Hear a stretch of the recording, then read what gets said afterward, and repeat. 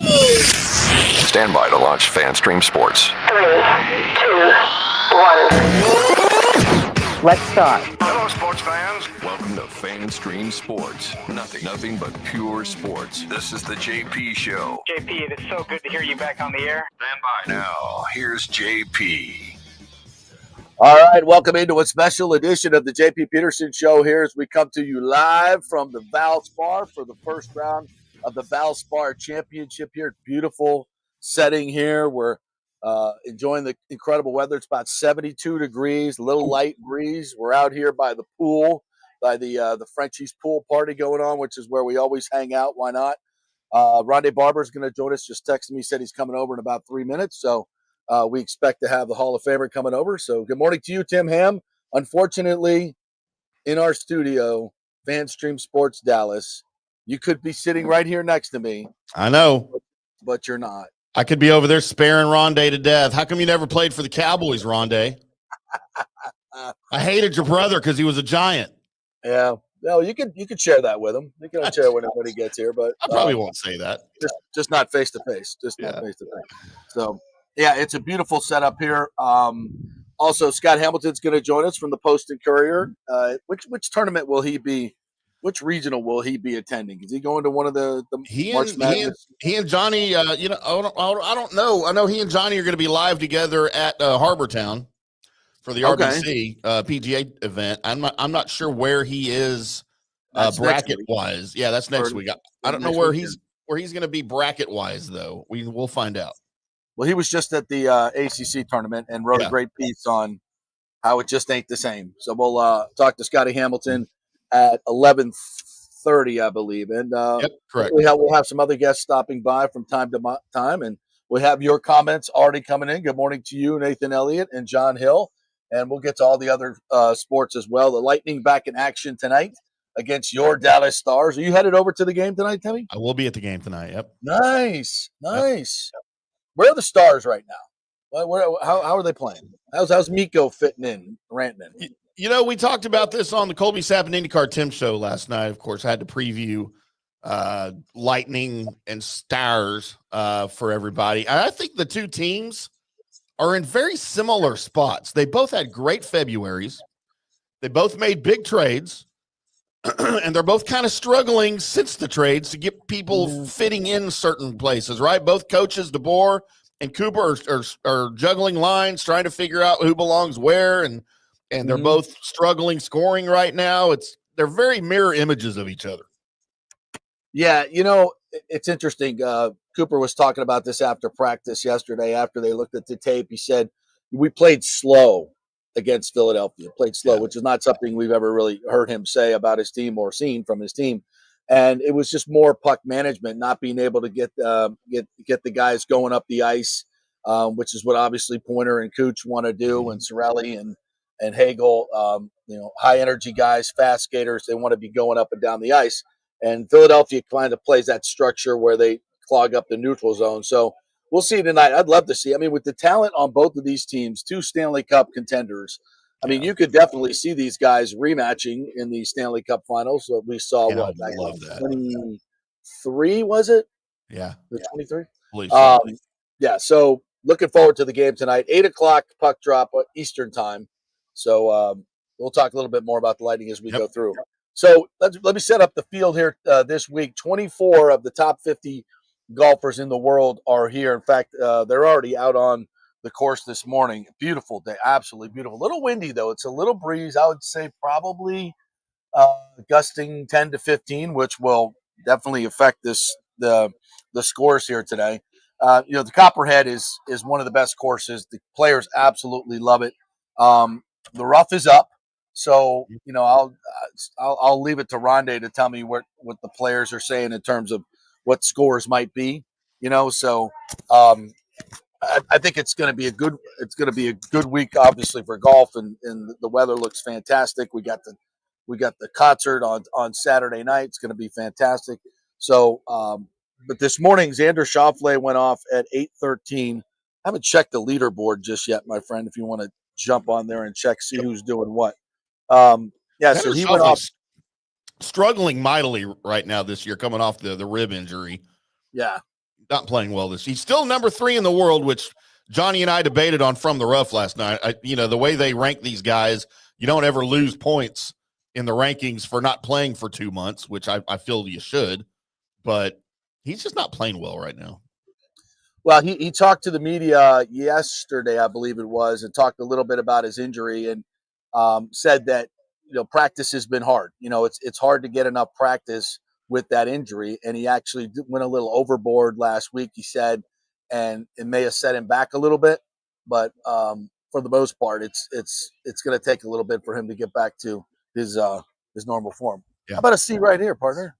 Look at the bucket hat he's wearing too. The great. I'm jealous of the bucket hat. I know that is one heck of a bucket hat. Look at that. Let me get you hooked up here with your little microphone. You can clip that on anywhere you like. How are you, partner? All right. Yeah, I'm not bad. How are you? I'm tired. You're tired. You're tired. No, I'm good. Yeah. Really Well, how many rounds of golf you played Monday in the Pro-Am, right? I played every possible Pro-Am out here. Monday, Tuesday, Wednesday at the Pelican, and then yesterday. Damn, that's a lot of golf. It's going good though. How you playing? Your team won the other day, didn't it? How do you win your own tournament? We don't like to talk about that. How do you win your own tournament? we did in fact win on Monday. We played good on Wednesday. We just didn't win. It just particular day. It was windy on Monday. Really windy on Monday actually. And I shot 75. So damn, 75 on a PGA setup course. I mean, we were playing from 6,400 yards. So. 6,400. Yeah. Still, 75. That's pretty I'm good. not taking that away from him. I mean, I did shoot 72 here on one media day, but that's okay. Yeah, I'm not trying to one up you or anything. Without the rough up, probably it was much different. It was when it was the fall tournament. Right. So speaking of the rough, I was just going to ask you about that. What are the guys saying? What are they? What number are we looking at here to win this week? I don't know what the players are saying. I know that with Sam and I played with Sam Burns yesterday and Victor Perez, who's a beautiful human being, by the way, nice guy. Don't get in it. Don't get in the rough. It was pretty funny because he made a comment to me because I started off on one. My first tee shot was a hook into the rough. My subsequent shot was a hook into the rough, and then the next hole was hook, all in the rough. He goes, I see you're got a good strategy here. You're taking all your rough swings early in the day, so you don't have to do it. I was in a tour meeting the other day, and it's 3.5 inches right now. They're not touching it again. They'll probably get to 4.5. It'll be the great equalizer, and put a premium on guys having hit it in the fairway. Can they stop the ball on these greens coming out of the rough? Not likely. I mean, maybe with wedges and short irons, but the reality is these greens are also pretty awesome right now. I mean, they're running. I think they're going to be at 12.5 the entire week, and the slopes on these greens. If you miss it in the wrong spot, you got zero chance. So. That tells me we might have single digits this week. I think there's only been a handful of times that we've gotten below like 10 or 11 under for a total winner. So, I mean, assuming the weather stays nice, you might be able to get down there, but I would likely think it's 2 or 3 under a day is going to be the norm. Wow, that's good preparation for a lot of these guys that are looking at the Masters in a couple of weeks. Sure, absolutely. That's why they're here. A lot of them. We got 24 of the top 50. Mm-hmm. That's pretty phenomenal, given that you guys are not a signature event. Yeah, and the calendar coming off the players and Masters coming. That's a hell of a job. Congratulations to you and Tracy and everybody. It's a great field. I mean, I'll give Tracy a lot of that credit. Obviously, she's the master manipulator. She gets in your head and just starts making you believe you want to be here, and then all of a sudden they're here. Yeah. No, she's really good at what she does, and obviously I think most importantly they like this date on the calendar. It follows 2 signature events technically with API and then the players.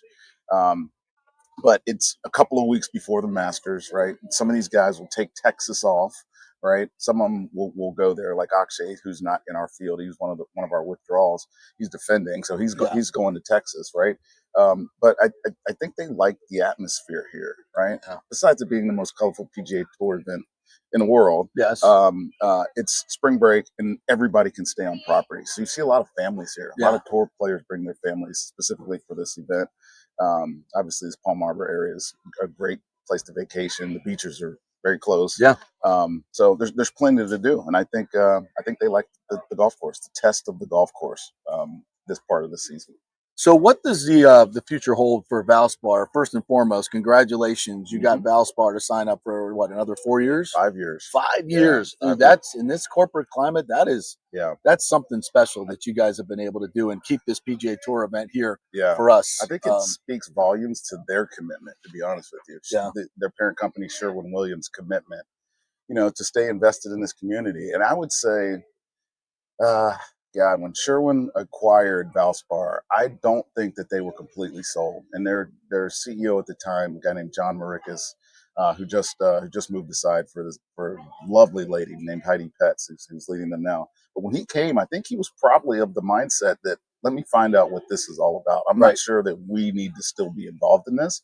And we won him over, not only as a tournament, but as a Copperhead board. So a lot of credit to Jim Ice, who was the general chairman at that point, Keith Robinson, who had just stepped down. They got them over the hump, so to speak. So they re-upped, and then the contract comes up now, and they're still heavily invested in it. It's a great place for them to entertain their clients in town, out of town, suppliers, vendors, and whatnot. And they've doubled up with us, really, in that they have committed to this community. Yeah. So yes, it's benefiting their corporate structure, but they've also just decided that this area, this Palm Harbor, Tampa Bay area in general, is something that they want to be heavily invested in. And so getting a 5-year deal through 2030 is really big, man. That's We're huge. all very proud of it. We have so many great things here in our area. Spring training obviously going on now, the Grand Prix, but this event at one time was like, it was self funding for a couple of years. Didn't even have a sponsor. It was close to going away. Yep. What you guys have done in the past 10 years and in the past 3 years since you've been chair is just amazing. Right. And we thank you for it, because it's one of the great things to be able to come see the PGA Tour out here in our backyard at this venue, which is awesome. If you've not been out here, tell the folks about some of the other hospitality things that they can do out here. Even if you're not a golf fan, this has become the social place to be. If you didn't figure that out yet, right? So that you mentioned us being the Tampa Bay Championship that 1 year. Valspar was the title that came in and saved us then. But what they brought was all this color, and it's this idea of being bright and lighting up everybody's day or weekend or whatever it is. And so with that came a ton of different activations. Their brand managers, Sarah Hackney, who works with us from Valspar, her ideas of how to brighten up this course and making fun activities for families has been, paramount to our success. You said it. I'm just regurgitating what you already said. The golf is great. The hospitality is great. But what's most important is when you attract fans that aren't necessarily golf fans coming out here just to watch the day and enjoy the different activations around the course. And kids get in free. Yeah, kids get in free. 15 and under get in free. How about that? So they can go down to the Publix Chill Lounge, which is sponsored by the Polywogs this year, which they stepped up for us for big time for that sponsorship. And there's all kinds of food trucks all on the course and tons of stuff to do. So it's an awesome 4-day event for us. Yeah. What was your favorite part of the pro-ams this week? You have any good stories, good pro stories besides you hooking it in the rough and winning your own tournament? That was actually Monday. This is a good story, actually. Yeah. So Monday I played with Alejandro Tosti. Yes. And he wasn't in the field. He was the first alternate. And it was interesting. I got paired with him because I saw Bill Gramatic, who I think he's staying with this week, earlier that day. He's like, "Oh, you're playing with Alejandro. You'll love him. He's a great guy. He's kind of quiet, but you get him talking. He's fun." So anyways, we're on, I forget what even tee it was. I think it was 11. Tracy comes up to us and says, Akshay withdrew. I'm like, "Oh, that means Alejandro's in." He's in. So you got to tell him. So we got to tell him that he was in right there on the court. So it was obviously bittersweet. Akshay Bhatia is one of our favorite golfers here because we gave him his first PGA Tour start when he was 17 years old or something. Good God. However many years ago, and he's always been committed to coming back here. And he wanted to work, and like I said, he's defending later in a couple of weeks. Damn near won the Players last week. Right. So I think he wanted a break, but at the same time, you get to see the pathway of a guy like Alejandro, who's going to get a start here on tour when he was alternate just a couple of minutes before. Welcome to the tournament. Welcome to the tournament. It's pretty cool. All right, so let's. Can I ask you a couple Bucks questions as well? I mean, I might know something. Well, let's talk about the 50th anniversary. Yeah. That's coming up. Right. You put out that sizzle reel, and this documentary. Happen to know some folks working on it. Yeah. Oh my God. Yeah. I cannot wait to see this thing. Bucks fans, like we're talking last. We should do this at the stadium. Yeah. This thing is going to be. I think it's going to be 2 hours long or episodes. I'm not exactly sure what it's going to be, but they are interviewing everybody, except me. I can't believe they didn't interview me. Jerks. Covering his team for 100 years. But anyway, you're not quite that it's old. Not about me. It's not about me. But it's going to be amazing. Let's do it at the stadium. Let's put 65,000 people in there. Put it up on the boards. I can make a call. Yeah. Put that what you just said out virally, and then come on, Brian Ford, and I'll say yes. I know the fans would go for it. Absolutely. I mean, if the Bananas can do it, Rondé can do it. Right. If we can have baseball there, let's have a movie. Let's have a movie premiere. That was also another story. I probably should have mentioned that on my Monday, the day we won. I played with the Savannah Bananas. You played with them? Yeah, they were out here? I played with two of them, yeah. Oh, really? Yeah. Jesse? No, Dustin and... Oh, they were part of the winning team as well. They play golf, too? Yeah. Oh, my God. Really well. They play golf? I think I think Dustin turned down a golf scholarship to go play baseball. Yeah. And then, obviously... But he hits the ball 400 yards, man. Does the one guy play golf on stilts? I'm sure they could. Did you go to the banana thing on? I was supposed to, yeah. but I was grand marshal of the Rough Rider. Oh, that's right. That's right. We saw me, yeah. and I was hosting. Yeah, I didn't quite make it. It doesn't surprise me. It does not surprise me. Yeah, it doesn't surprise me at all. I need to get some sleep to get ready. We went to Flow Rider. We went to Flow Rider, and that was awesome. Right. I need to get some sleep to prepare for this week. So I went home with them back. So Bucks, yeah. So the 50th anniversary, you're going to be a big part of that. The documentary, all that. It's going to be fun. Yeah, I've already interviewed. I think most of us have already interviewed. They've done a fantastic job. They outsourced that to a guy who has been a Bucks fan his whole life. Yeah, Trent Cooper. Yeah, Trent. And, really talented, Emmy award-winning director, absolutely. 8 sports Emmys. Yeah, absolutely. And it's not some cheesy production, JP Peterson production. No, they went all out. They went all out on this, and rightfully so. There's a great story to tell from the inception of this franchise, 50 years ago to what became a 2-time Super Bowl winning franchise. That's had wild success here recently and through the middle. Through the what do we have? 5 Hall of Famers now. We have 5. Tony counting 6. 6 if you include Tony. So, it's a fantastic documentary. I've kind of gotten some peeks at what's going on too, and it's going to be really, really cool. Yeah, I'm looking forward to it. They just signed brought back Bryce Hall, who I thought was a great pickup last year, but he gets injured in the first game. It looks like Jamel is going to stay. I thought Jamel Dean might be gone, but I guess it looks like he's going to stay at this point, and they're going to draft the corner. Probably. Yeah. What do you think? Is Tyke going to move to safety? Should he move to safety? Be as good as he is. I would love to see Tyke on the field more. Yeah. I think he's a kind of a dynamic player, and he's got a lot of the qualities that I think make football players really successful, and including most importantly the will and want, because the guy is not scared to try to make an impression on the field. That's the best way I can say that. Being nice on your radio show, on your show here. You can cuss. Right. You can cuss. But yeah, you can never, JP, have enough corners. Yeah. You just can't. In today's NFL, you run through them, and there needs to be competition at the position, right? And I think if I look back to my career, if I can go retrospect here a little bit, the competition I had at my position is the reason why I kind of drove myself to become the player that everybody now knows of me. And so, like, being anointed and not really having much pressure from upward pressure, doesn't really help you. doesn't produce or Yeah. doesn't produce the results, man. So like I think you can't have enough edge rushers as well. I'd be shocked if they didn't go out and try to find an edge rusher in the draft. Yes, they brought in Hassan Reddick, but yeah, you like that move? I love it. I do. That 1 year guy's been deal. super productive. Yeah, it's a 1 year deal, right? We as Tampa fans, the Bucs and him all know what it's about. Like you got a year to go do this, and we need that kind of urgency at the position. I mean, yes, our 2 interior defensive linemen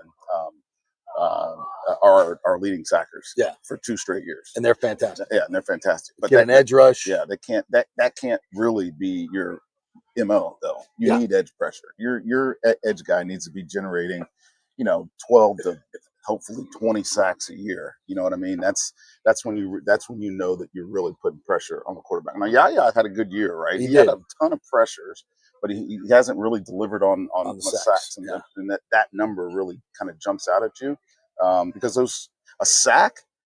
I think you can probably go find this. You're kind of a nerd. Yeah. It's a drive killer. I think it's something 80%, like 80 something. 80%. Yeah, something like 80% of a sack in that drive doesn't end in a score. Yeah. So we just need more of it. So yeah. Well, and I think not only the interior guys, but Yaya being a 2 instead of a 1 is where he is, right? And then you go draft a kid, maybe a Mike Green out of Marshall, I think that's his name. Or one of these young, they got a lot of good young pass rushers, and at 19, there's going to be one there. Right. So you're stacking the position. Right. I mean, I love that. You would expect that, right? I brought would. back Chris. Yeah. Our offensive line is intact. I think we love our running backs. Right? Yeah, we do. Pretty sure we They're love pretty them. good. I mean, there's no real need. If you're the Bucs and you're trying to draft for need, that's certainly it. I mean, maybe they'll draft, best player available type thing.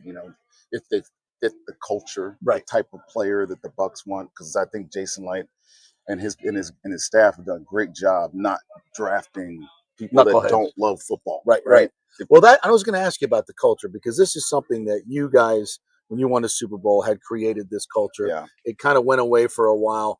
And then I thought Bruce Arians brought it back. Right. He started it. Brady kind of took it to the next level. Yeah. And Baker's been able to continue it as a leader of this team. Yeah.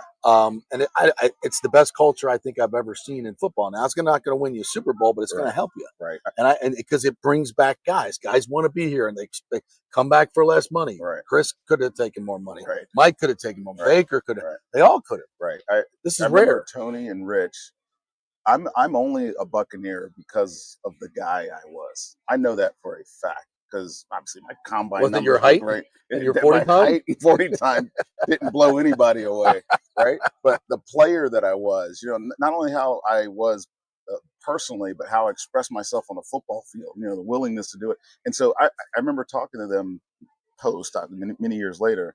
They're like, you were the kind of guy that we wanted on our football team. And when I got here, everybody was like that. I mean, there was obviously there's some exceptions, if you will, on any team, but it was very specific.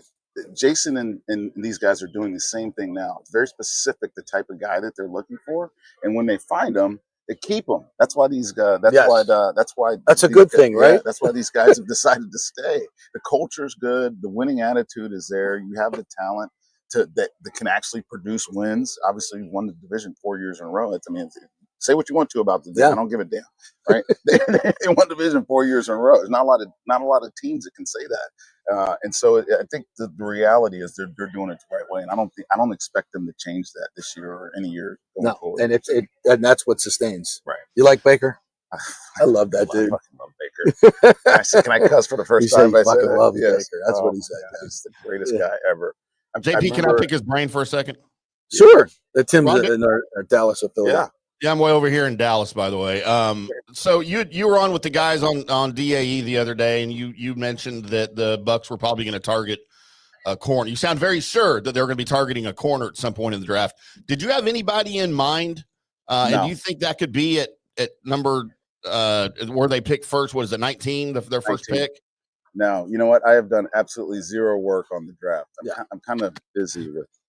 Well, yeah, absolutely. With this, I really haven't. I'm casually paying attention to the headliners, right? The quarterbacks, and where's Where's Travis Hunter going? Those type of things I know, and the edge rushers. Some of these big names that keep popping out there. But otherwise, no, I haven't done not one study on the corner. I mean, I could go into the building and find out. Yeah, I could go in and see who might. That Azariah Thomas kid from Florida State looks. Yeah, I mean, I know about him. Yeah, obviously, because just being in the general area here in Florida. But we need to get a Seminole on this team. Do we not have one? We have not had one for quite some time, actually. So, like which is probably a good thing. It's probably why the Bucs are winning. I feel like we won a Super Bowl with a pretty good. Yeah. Oh, yeah. Had a couple of them. Yeah. We had Brad Johnson. We had Derek, and the Crane. Spires. Yeah. Great. Yeah. So we had 3, right? Anybody else? Operator. I love that you know that. Yeah. The Crane operator. The Crane. Oh my God. The Crane. Put on a hard hat and go to work. That dude was all business, man. All business. But so we're talking about Baker. Do you think, because I see this all the time, like, oh, the Bucs are good, but Baker can't win a Super Bowl. I think it's a stupid. His numbers are in the top 5 in almost every category. Right. And he's probably top 3 or 4 arm strengths in the league. Yeah. And I'm not just saying that. If you go look at his scouting report, that's what it says about his arm strength. And then you watch some of the throws, the velocity, and you're just like, okay, yeah, that's true. Yes, he's not 6'3", beautiful looking physique quarterback, long hair, beautiful Trevor Lawrence, well conditioned hair.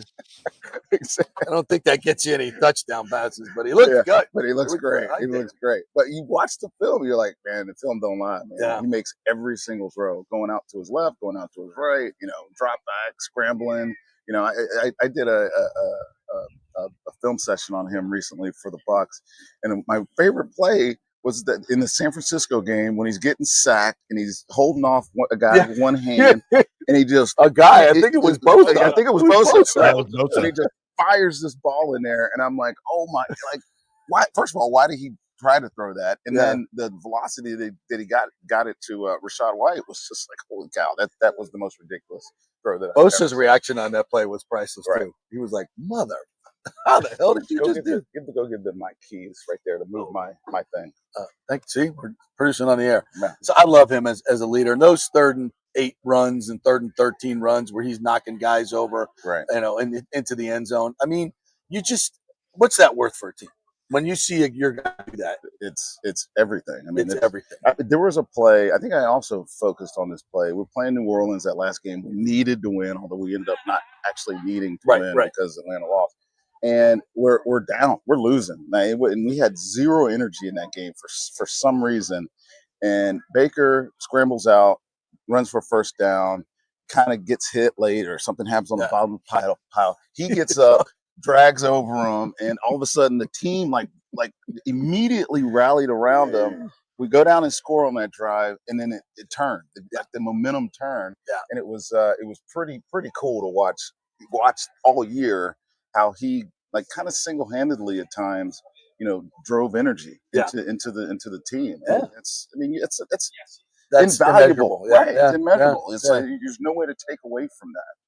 So you think this team can do it? I do. I think there's 8 teams every year, 8 to 9 teams that can win the Super Bowl. Right. Now you got to have the injuries go your way. Right. You got to win close games, and this is my biggest thing with the Bucs is they were 2-6 and 7-point games last year. Yeah. You got to be better. Right. You got to be better in those moments. Right. Game management has to be better, and I applaud Todd for saying they're going to hire a full-time game manager coach, which I think will help him. I think he's going to step back a little bit and get a little bit more involved in the macro instead of the micro of the defense.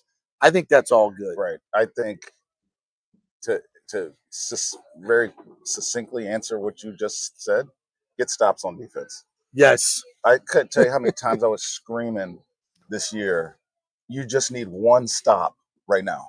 One stop. I remember when I was playing, we get this one stop, we win this football game, right? We weren't scoring points. Right. We were just like, get this one stop. And I thought that stays in the what goes into that? Front of my head. Is that leadership on the field? Is that some. I mean, but the reality is it's details is what it is. It's details. And I can say that having watched every single snap of this team for the last how many years I've been retired? 13 years. God, I've been retired 13. And your boy Levante still playing. 14 You years. played with Levante, Yeah, and he's still whatever. playing. Yeah, whatever year Levante is in, that's This how long. is 14 for him. Yeah, so I retired the year after his Yeah. rookie year. So Yeah. whatever. In that time, I've watched every single snap, and when the defense has been good, it's detail oriented. Mhm. When it hasn't been good, it's lack of details and fundamental understanding, and like the little things that get you beat, they get you beat. Yeah. Right? It just is what it is. So I think it's just a little attention to detail and focus on the fundamental things. Sometimes simple is better than complicated. Yes. That's what to me. I'm an outsider now. Yeah. I do have some insight. I am. It's that. It's just finding ways to do the little things better, right? And don't let little mistakes become big mistakes. Well, listen, thank you for your time. You're very generous with your time. If you got a favorite here, who are you picking? Oh, we did this last night at dinner. I was with a couple of the Tom Kim. I like Tom Kim. I was with a couple of the Valspar or Sherwin execs, and they were like, "All right, everybody pick a guy." All right, so my favorite, of course, is Sam Burns. Sam Burns is my favorite player on the floor. Two-time winner. He's two-time winner here, and I've got to become friends with him. So Great I dude. love him. All right, so we pick him. But this course, JP, for the last 5 winners were top 10 or something in strokes gained putting. So think about ball strikers all you want. To win on this golf course, you got to putt. So look at that list and you tell me who the best putters are in your estimation, and I guarantee you one of them will be the winner. The putter. Okay. Yeah. All right. Well, partner, thank you. Congratulations on another great field, another great week. Appreciate you coming by and having us out here. Always, brother. Love you, man. You know I love you. All right. Anything you need. The great Rondé Barber, right here. You get a picture? Did you get a picture of us? All right, come on. Can we get back? We have to get a picture for the promo. Here we go. We get to take one with Scotty as well. Right. Watching live coverage of JP taking pictures, starting his modeling career with Rondé Barber.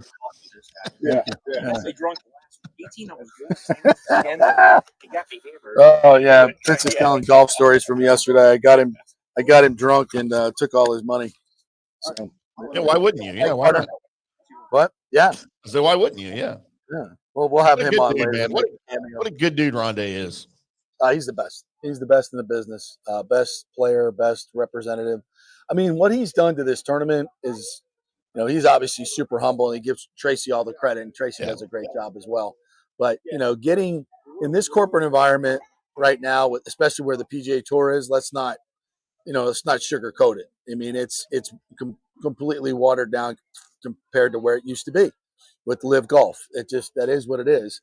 And to be able to get, these are multi-million-dollar sponsorships. I believe it's $8 million for these sponsors per year annually. Yeah. And then a lot of that money goes to charity, especially here in this area. They do a fantastic job with getting, I think they're over $40-50 million to local charities over the span of the golf tournament. And so many of these charities depend on this money to actually stay afloat. So it's crucial to the community on so many levels. And for, Rondé and Tracy and their team to be able to get Valspar to jump on, and then, so we still have a PGA Tour event. I mean, they're highly competitive. I mean, we've been talking about the Rays and the sale and having a Major League Baseball team and what that means to your city and your area. Well, having a PGA Tour event also makes you a big league city, right? Yep. It's just part of it. It's part of it, and you don't want to lose them. And and for a time, the public really didn't support this event either, because Pinellas County is a tough sell, and we see this with baseball. A lot of people in Pinellas County are on fixed incomes; they can't afford the tickets. Although they do a great job here of getting, discount tickets for military, the elderly, kids get in free. But just getting around, it's tough. Out here in Palm Harbor, it's a 45-hour-long trip from downtown Tampa from Hillsborough. So for a long time, they weren't getting a lot of public support, but now it's an absolute must.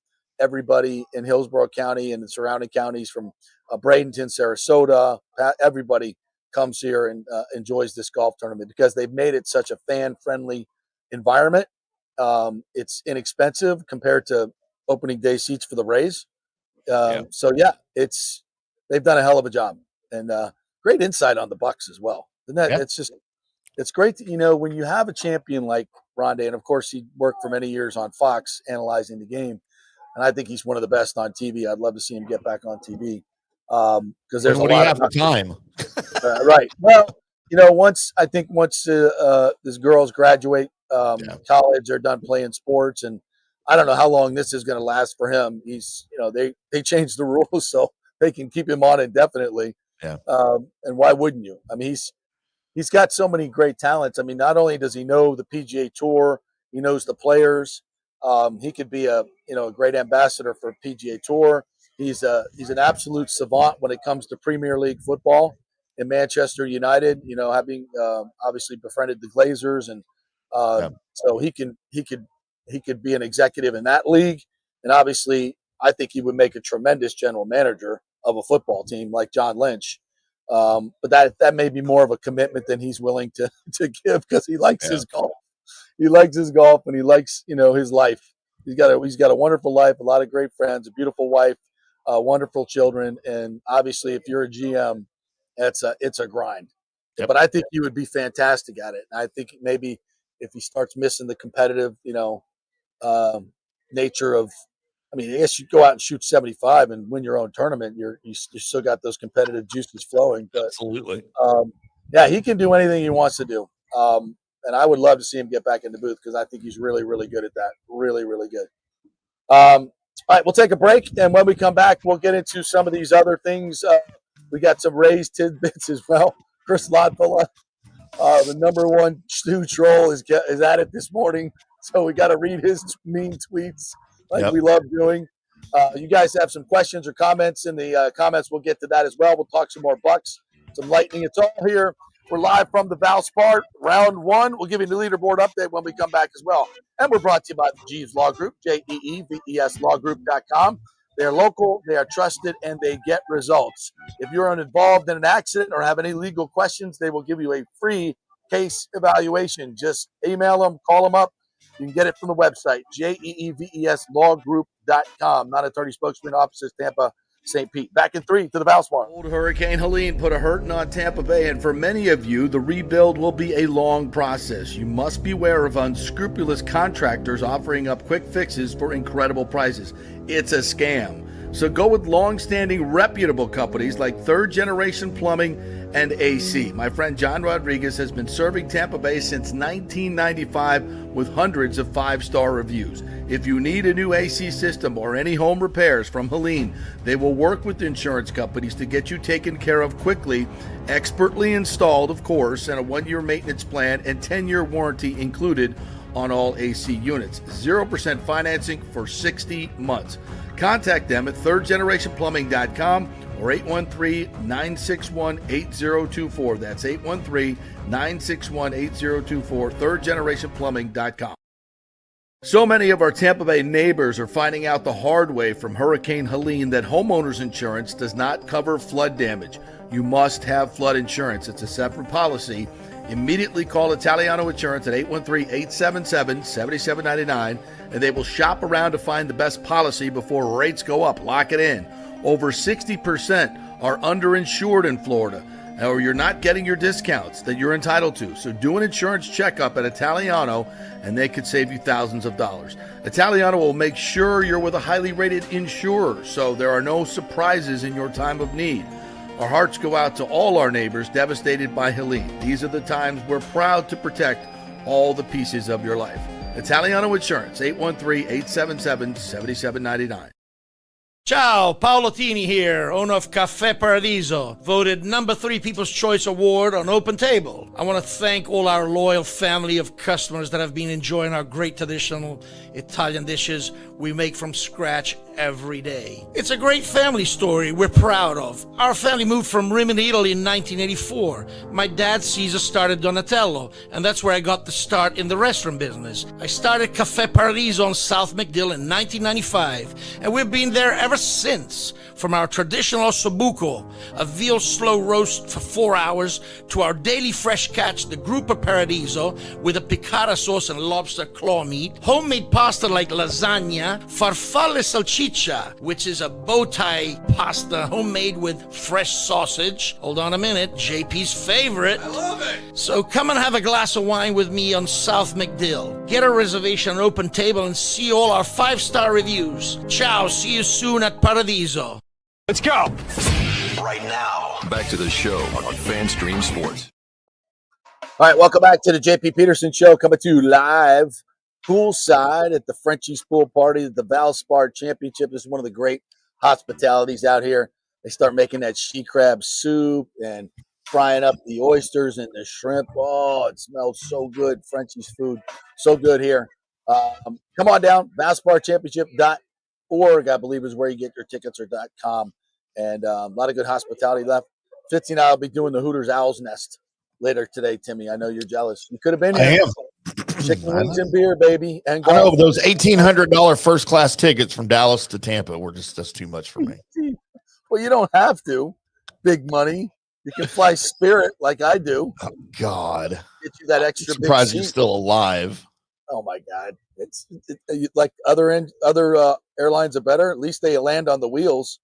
They don't they don't have lady pilots rolling them over. Oh, what did I say? Something wrong? Did I say something incorrect? No, not at all. Huh? Usually it's me saying stuff like that. Well, it's what's true. You know. Anyway, we're brought to you by the great folks at the Golden Diamond Source. It's Match Madness. Match Madness. $1,000 gift card. They will match it, so you'll get another $1,000 to spend.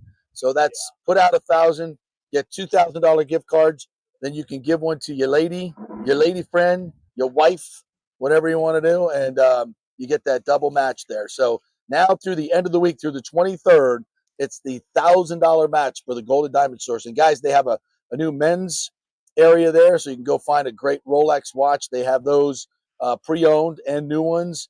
Get yourself a necklace, get yourself a bracelet, any of that cool stuff. And now you can do it with a match, a double match, $1,000 match up to $1,000. So go take advantage of that at the Gold and Diamond Source. We have a on-course reporter here joining us. Yes. Come on over here, on-course reporter. What's up, guys? This is the great Timmy. The great Scott Fitzgerald. There he is. Clip him on right here. I sent him out to get to the 10th tee and the first tee. What's it look like out there, course reporter? These guys are hitting smashing drives. I guess the best spot to hang out when you get out here right outside the pool area is hole number 1 and 10 tee box. So you can actually go and watch the 10 guys tee off and then go back to 1. And just a great area. But most of these guys are hitting bombs. Hitting bombs, 300 yards. It was like you yesterday.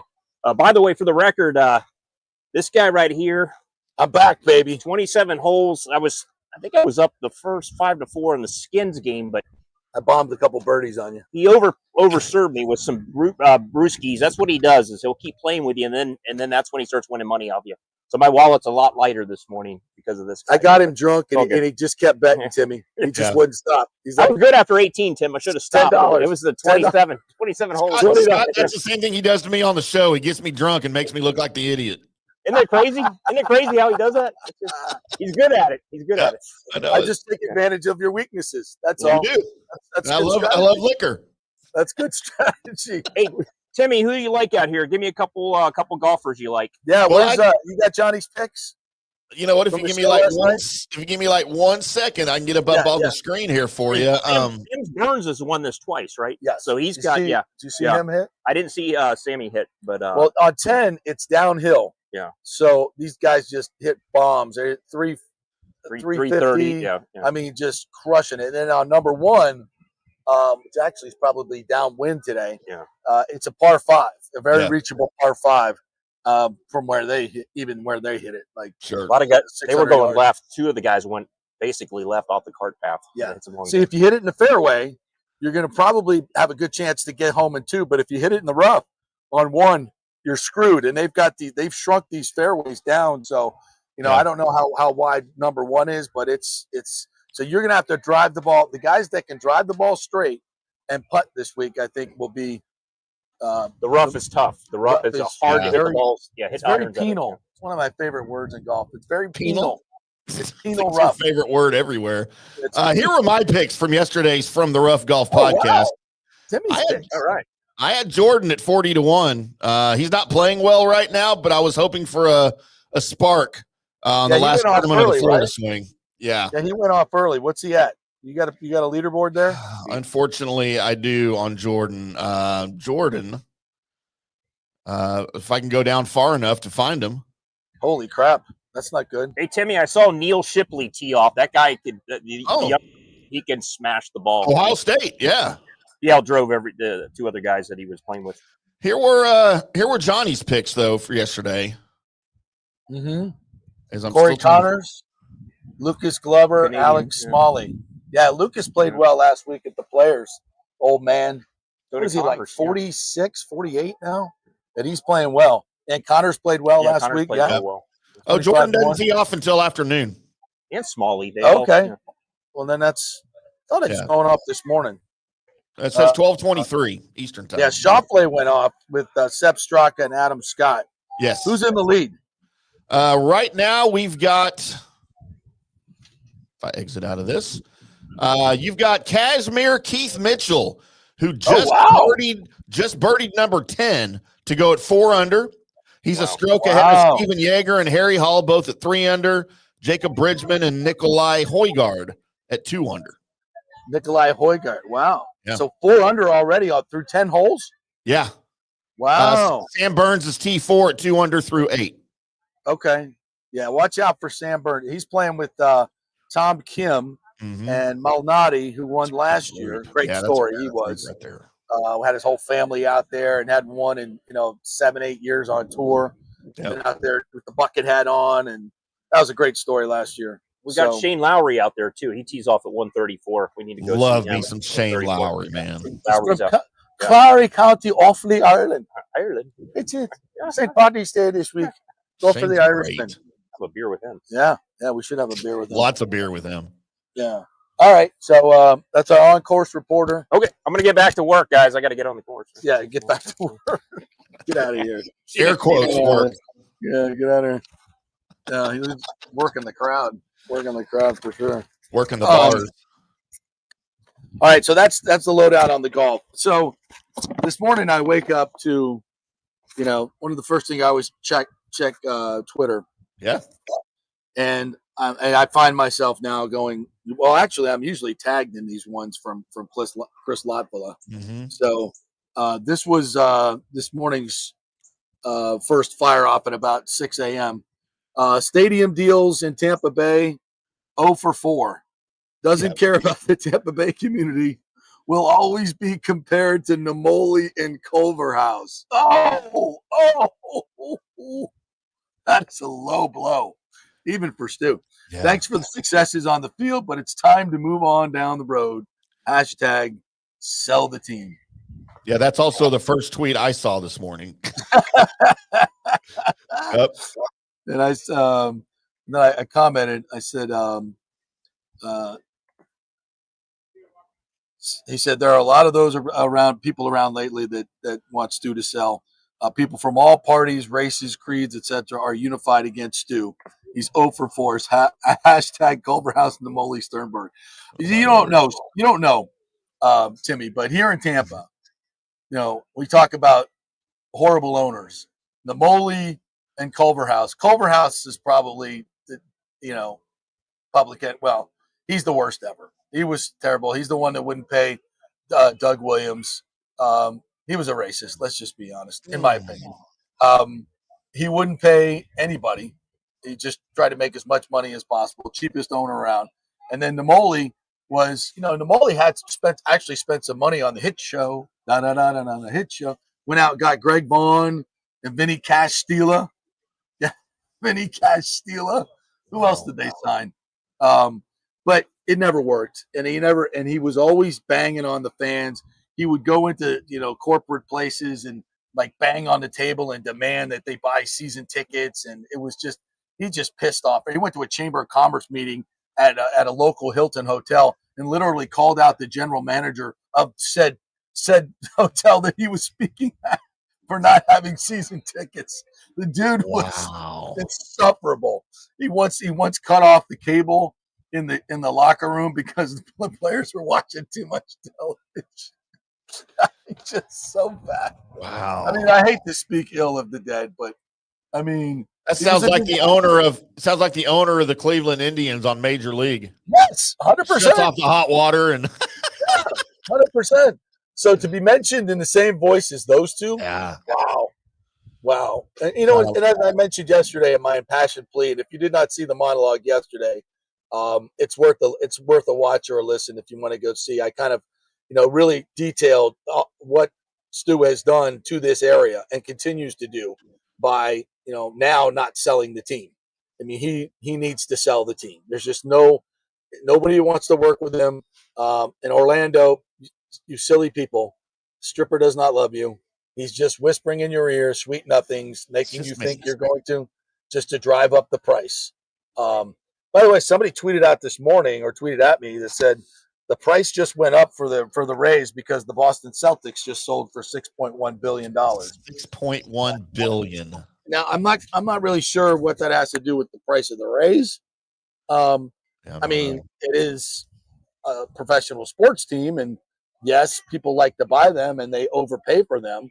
But it's our information that Stu's being offered $1.7 to $1.8 billion for a team that Forbes values at 1.25.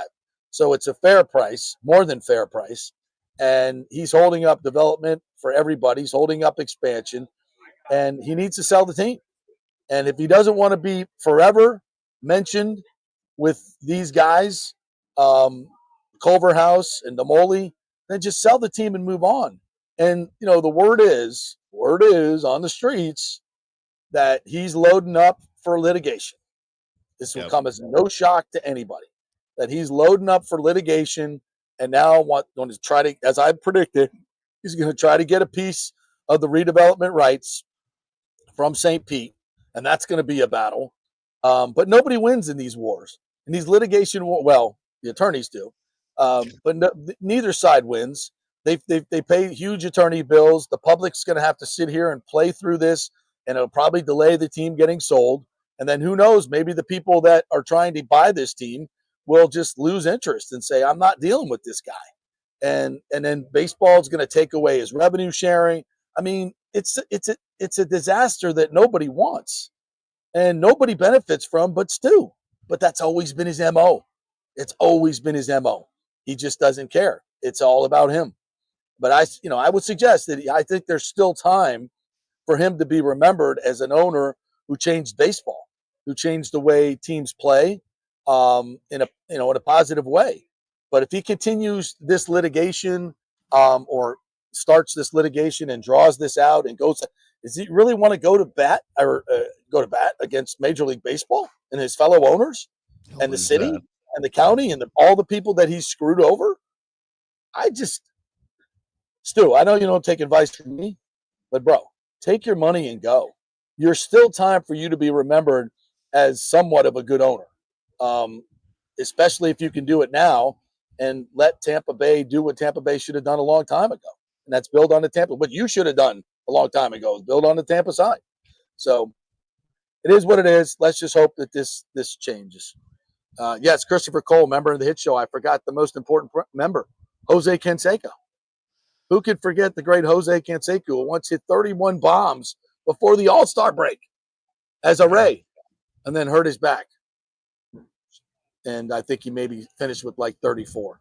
So he also once had a home run bounce off his head in the outfield for the Rangers. One of the greatest highlights of all time. Let's just be honest. So great.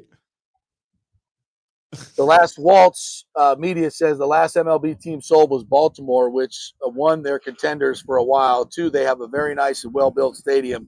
Three, they have a large and old fan base. Sold for $1.725 billion. Yeah, and actually that was where Forbes had it estimated to be worth. They nailed that one. They typically have not nailed them, but they're doing better lately. So they think the Rays are worth 1.25. Stu thinks they're worth $2 billion.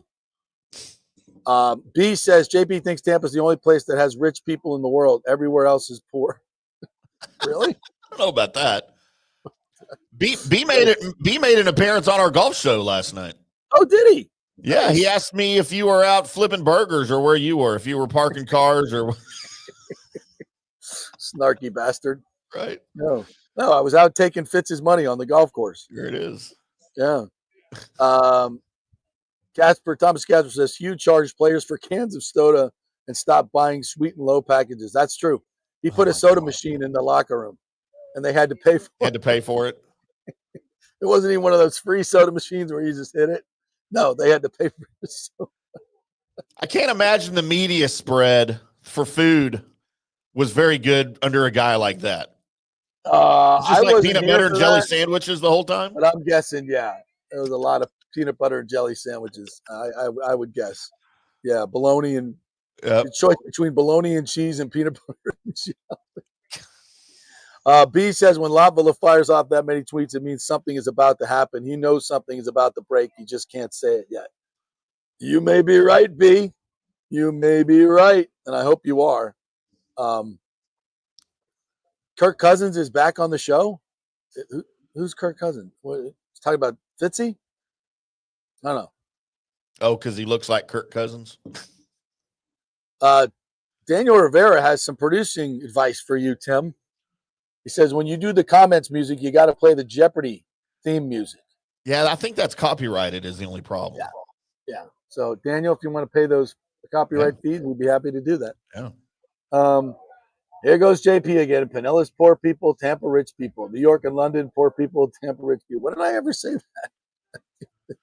I mean, it's a fact that Pinellas County has a lot of retirees, and they're on fixed income. Tampa's income is not much better, to be quite honest, but it is the home of most of and the hub of most of the businesses and corporations. Not all, but most. It's the economic hub. It's where all the people are, for God's sakes. We really want to argue about where's the better location for this team. It's like the most ridiculous thing ever. This is Max Stover says, I remember going to my first Valspar championship in 2018. I think, was that the Tiger year? Was that the Tiger year, Mike? Boy, that was crazy. When Tiger came here, that's one of the great, honestly, I don't want to oversell this, but to me, having covered sports in this area for 30 years, to me, that was one of the top 5 events. I mean, the energy that was out here for Tiger was just insane. It was, 10, 15, 20 deep, just this huge amoeba moving from hole to hole around. Looked like Arnie's Army out there, huh? Oh, my God, it was incredible. But just the overall vibe, was just, it's just something, it's hard to explain, but there's literally electricity in the air. There's literally electricity in the air. Christopher Cole says, thoughts on season 2 of the quarterbacks and the players in it. Have you watched any yet, quarterbacks? I have not. I have not either. Are we going to catch up on that, Christopher? I got to go watch Full Swing, the receivers, quarterbacks, all those great documentaries. I tell you what, there's never been a better time for sports documentaries. I mean, they are going bonkers. People love them. John Seal says the FBI showed up to a warehouse in Augusta where an employee stole Masters treasures, as reported by Golf Digest. Really? Wow. So I haven't heard that. Stealing like Masters memorabilia and keeping it in a warehouse, one of the employees. Wow. That's that'd be quite the find. Huh.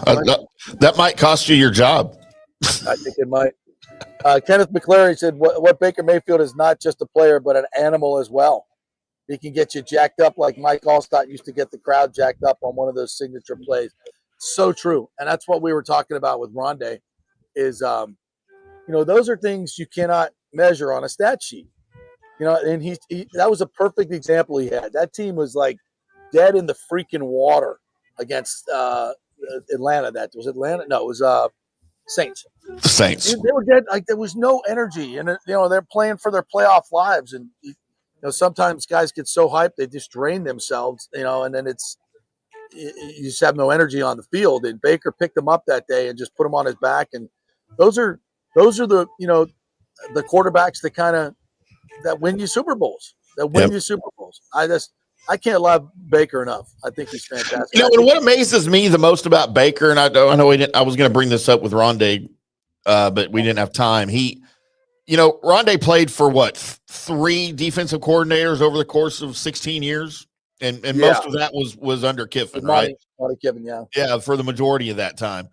Baker's on his 3rd different offensive coordinator in 3 years, and I think like his 9th or 10th overall in the NFL. Yet he's continued to be able to manage the offense, whatever offense that is, under whatever coordinator that is, to keep his team in games and to continue to play at a high level. And to me, that's just amazing that you can do that, because a lot of guys, people throw out the term system quarterback. All right. Right. And you know what? I think to an extent that's true of a lot of guys. But when you get a guy that's that successful under that many coordinators and on that many teams, well, you're not a system quarterback. You're just a good quarterback, right? Because you can adapt and adjust to whatever system you're playing in. Right. And still lead your team, with your play on the field and with your voice in the locker room. And it just amazes me that he's been able to do that over the course of this, however many years he's been in the league now, with that many teams, and still be respected by literally every player he's ever played with. Yeah. Yeah. I mean, his teammates love him. His teammates absolutely love and adore him. And I just can't wait to see where he takes his team. Now, will Grizzard, everybody seems to love Grizzard, the new OC, but we'll see how he calls plays, sequences plays. That's a talent. And it's something that Liam did really well last year. No matter what you think of him, it's something he did really well. So there they are, the Jacksonville Brain Trust. Wow. They could work in Orlando too. I don't, I'm like, now I'm starting to go at it with Orlando people because I'm trying to do them a favor. Yeah. All these Orlando people are coming at me. I'm just trying to explain to them, look, you're not getting baseball. You go spend that money and time and effort on something that you can actually have a shot at. They just don't. I know they want to, but sorry, be the bearer of bad news. Yeah. Jim Sharp says Rondé's an awesome ambassador for the Tampa Bay area. He really is. I say this all the time. These guys, they play here, and when they stay here, such a positive effect on the community. Paul Stewart says, see you there this time tomorrow. Oh, wow. Another set of headphones. Is that a threat, Paul? Are you threatening to push your way onto this fine program? I'll decide. Who goes on the program. We'd love to have you, Paul. Absolutely. Good day, mate. Good day, mate. Thanks for the hat. I wore it earlier this week and gave you the props. I had to wear the upside down Tampa today, though. This is not a thing like it's a reverse camera. This is actually the upside down and backwards. I still don't understand those hats. It's called fashion, bro. I don't know. It's upside down. They've got those here in Dallas too. One of the guys that works up at the Fan was wearing one, and it was up. I'm like, hey, I was up at the station last night, and he was one of the late night, and I'm like, did you know your hat's upside down? He says, not the hat, it's just the print. I'm like, did you pay money for that? Somebody misprinted it one time. Yeah. And you know what? And it was for It's really cool. It. Yeah. Kenneth McClary says one of the plays that was my favorite of Baker's was the play on that long run by Irving when Baker was ahead of him and got a block for him on a potential tackler. Yeah. That was awesome. He had reverse field, and here Baker comes running up because he never gives up. Out of nowhere. He came out of nowhere on that play. Nathan said Rondé was hard to chase down in Munich. Yeah, he goes to all those away games. I think we're going to Spain this year. I should have asked him that. He'd know. I think the Bucs are going to play in Spain. I've not taken an international trip, but I think we need to take that one. Sponsors? Do we have any sponsors out there who'd like to sponsor the FanStream Sports Tampa Bay trip to Spain? Yeah, the rumors are they're playing the Dolphins. Yeah, in Madrid. In Madrid, yeah. Oh, please. I mean, Germany would have been great. I think I've had enough of London. Thank you. Sorry, Paul. Sorry, Paul. Well, I think he has too. He doesn't live in London. Nathan Elliott says the kicker can't miss in those close games. Our kickers have not been the problem. Nathan, our kickers have not been the problem. Trevor the Albatross Lawrence. He's going to be good, though. You watch under Liam Cohen. He's going to be good.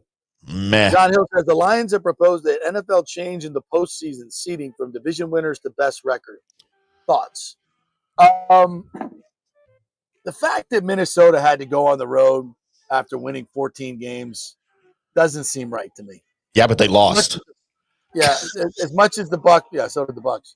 As much as the Bucs benefited from that, I think if you win 14 games, now it's schedules are not balanced. Obviously, they're within the division they are to some point because you play most of the same teams. I don't know. I think if you win a division, you should get a home game. I think that stokes up the division rivalries. And I think that's good for football. But I don't have a hard feeling on this. If they went, they went either way. I mean, if you win 14, you should be rewarded. The same thing happened to the Packers. They won 11 games, and they were relegated to the 7th seed in the playoffs. Right. Yeah. I don't know. What do you think, Timmy? Oh no, I'm all for. You know what? And I miss the old days in the NHL, and you'll probably remember this when they didn't care what division you were in. It was conference. The top 8 in each conference went to the playoffs, seeded by points. So you could have 3 teams in the same conference be 1, 2, and 3 if that's how the points worked out. They didn't care about division winners. It was who had the most points, 1 through 8 in each conference. That's how they were seeded, and that's who made the playoffs. And I think it should be like that with just about every other sport. I know it would take away some of the division, like games that matter, but you still have to win. The whole point is to win games. Right. I don't care if you play the same 3 teams, twice each year. That's great and everything. You're going to be familiar with each other and still have division rivalries, but it's all about winning games. And whoever wins the most games should have the most benefit in the postseason. Yeah, I agree. I mean, that's fair. It seemed like that Minnesota got hosed. If we won 14 games, we go on the road. That's not right. You're also trying to ban the tush push too. That's one of the 3. I saw that. I think that's probably going to get banned, and I don't think it's fair. No, nobody does it like Philadelphia does it. So that's true. Most of that's because of Jalen Hurts and his tree trunk thighs. But that should be an advantage. It should be, but here's the deal. That used to be illegal. Like, that's been illegal in the NFL as long as I can remember.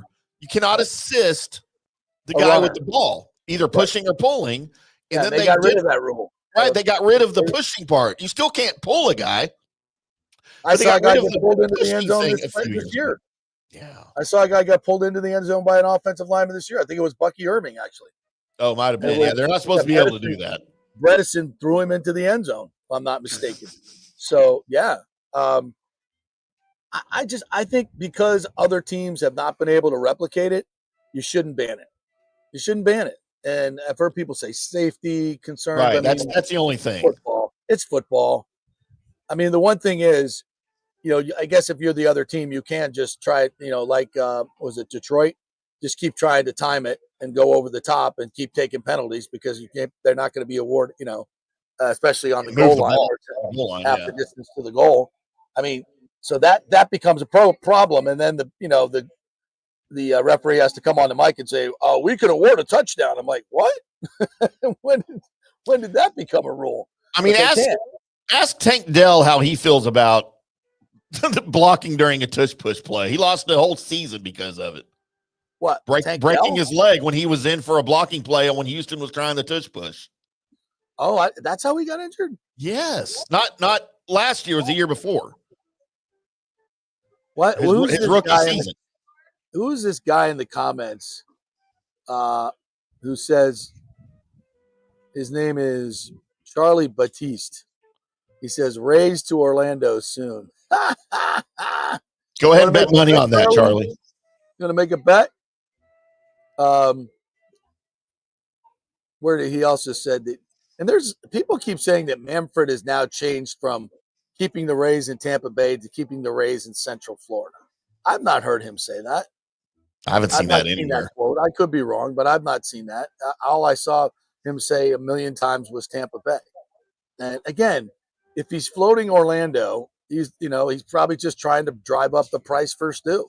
Although I think he wants, the more people that bid on the team, the better, but they're not they're not moving to Orlando. The Tampa Bay market is a way better market. It's a bigger market. It has 30 years of history. It has great TV ratings, and they can get it done in Tampa. The current ownership group that wants to buy it can get it done in Tampa. Just it's a better spot. It's better. Orlando, where is the evidence that they would attend the games?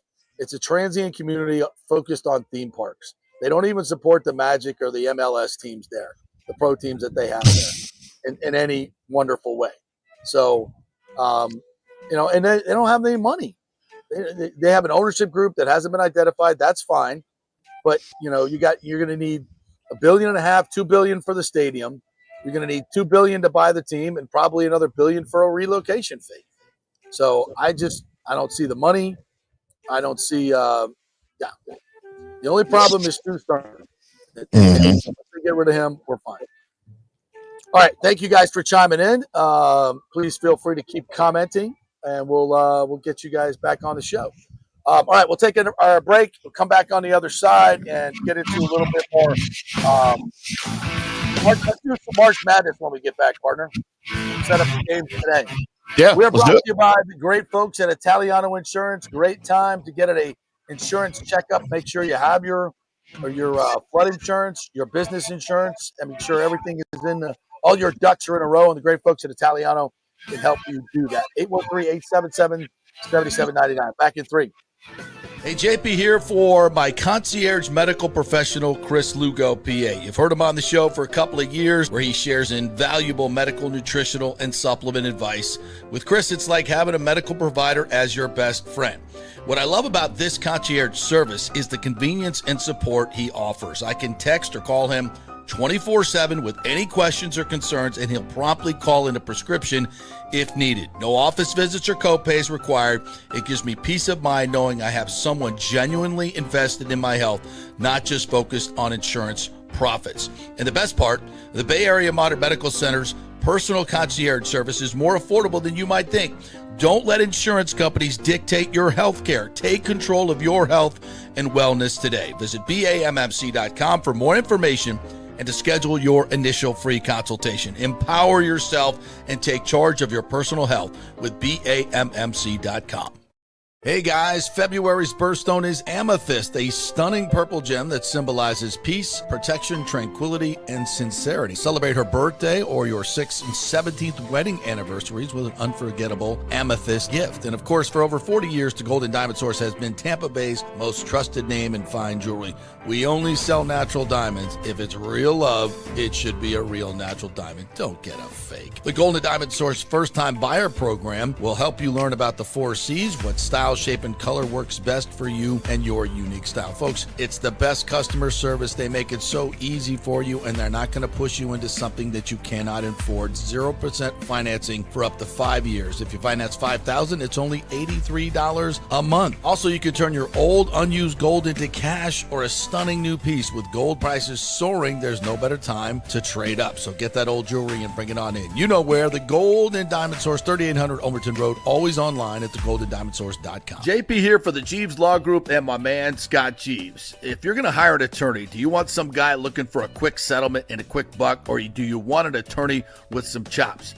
Scott is a board-certified civil trial lawyer and a certified circuit court mediator. Been practicing in the Tampa Bay area for over 30 years. He is a peer-reviewed AV preeminent rated civil trial lawyer. They just don't hand out those classifications. He's been the lead class action counsel on many complex consumer protection cases and has handled hundreds of serious personal injury cases. He's dedicated his career to protecting injured victims and is committed to vigorously representing you. We're local, we're trusted, and we get results. Personal injury and personal attention. Call for a free case evaluation. That's 888-9-JEEVES. That's 888-9-JEEVES. The Jeeves Law Group. Let's go. Right now, back to the show on FanStream Sports. Welcome back to the JP Peterson Show right here on FanStream Sports. I am the illustrious and the legendary IndyCar Tim. JP is live from the Valspar, way out there in Palm Harbor. At least it's way out there for me. Probably not for some of you guys. I am live from the Dallas Jeeves Law Group Studios. JEEVES lawgroup.com. Check out Jeeves Law Group. They'll help you out with any legal needs you have in Tampa or in Dallas at their Dallas office. JEEVES lawgroup.com for all your legal needs as JP returns late from his bathroom break. Those breaks are just about too short, I think. Well, yeah. Well, if you want longer breaks, you know where to go. You get your 10-minute commercial breaks at WDAE 6. WDAE. There you go. Yes. And you had to mention them on our show today to Rondé. Like, what the hell was that all about? Well, hey, he went on their show. Okay, that's all I was saying. And I did a story about his quote about them wanting a corner in the draft. So I had to give credit for the quote to where it was. Well, good for you. They never give credit to anybody but them. Anyway, the mic was on the whole time, so you get all the interesting sounds from the bathroom. Yeah, it was great. That guy in the stall next to me. Yeah, he was having issues. He was 100%. That didn't go out over the air, did it? No, it wasn't. You were muted. Okay, it's I went to wash my hands because I do that. Sure. And I looked in the mirror and I'm like, oh, my microphone's still on. Yeah, no, it was muted. That's fine. Okay, that's good. Would have made for great radio. Yeah, absolutely. All right, so games coming up today. Let's see what we have here. Got a bunch of them. Yeah, we're starting off with Creighton, I believe. Yep. Creighton in Louisville. Correct. 12:15 on CBS. Creighton and Louisville, a couple high-scoring teams. I didn't even realize Creighton is in the Big East now. Yeah, isn't that crazy? Yeah, and that's a Rupp Arena, so Louisville will certainly have the hometown crowd there. Did you see the proposal from was it Rick Pitino, who has an idea to combine or to merge the Big East and the ACC for basketball? Wow, that'd be good. Yeah, how do you like that? Like, I read through the story a little bit, and everything he said makes a ton of sense. Well, who's even in the Big East anymore besides St. John's? That's a good question. Creighton. Yeah, obviously. The Creighton Blue Jays. Then we got at 12:40 High Point versus Purdue. High Point. A lot of people picking High Point for the upset here. How about St. John's, Creighton, UConn, Marquette, Xavier, Villanova, Georgetown, Butler, Providence, DePaul, and Seton Hall is your Big East. Okay. Yeah, there's a lot of remnants from the old Big East. Yep. Yeah, the ACC needs help in basketball, that's for sure. Dude, that would do it, man. Yeah. It really tanked. We'll be talking to Scott Hamilton here coming up about the ACC and what's happened to them in basketball. It's a crying shame. Then we got 11th seeded VCU against BYU. So you have the size, depth, and execution of BYU against those VCU guards and their defense. Mm-hmm. So that should be a good one. 405 TNT. Yep. And a couple of Bulldogs versus Bulldogs. Georgia versus Gonzaga. That's 435 on TBS. So Georgia beat Florida when they were number one.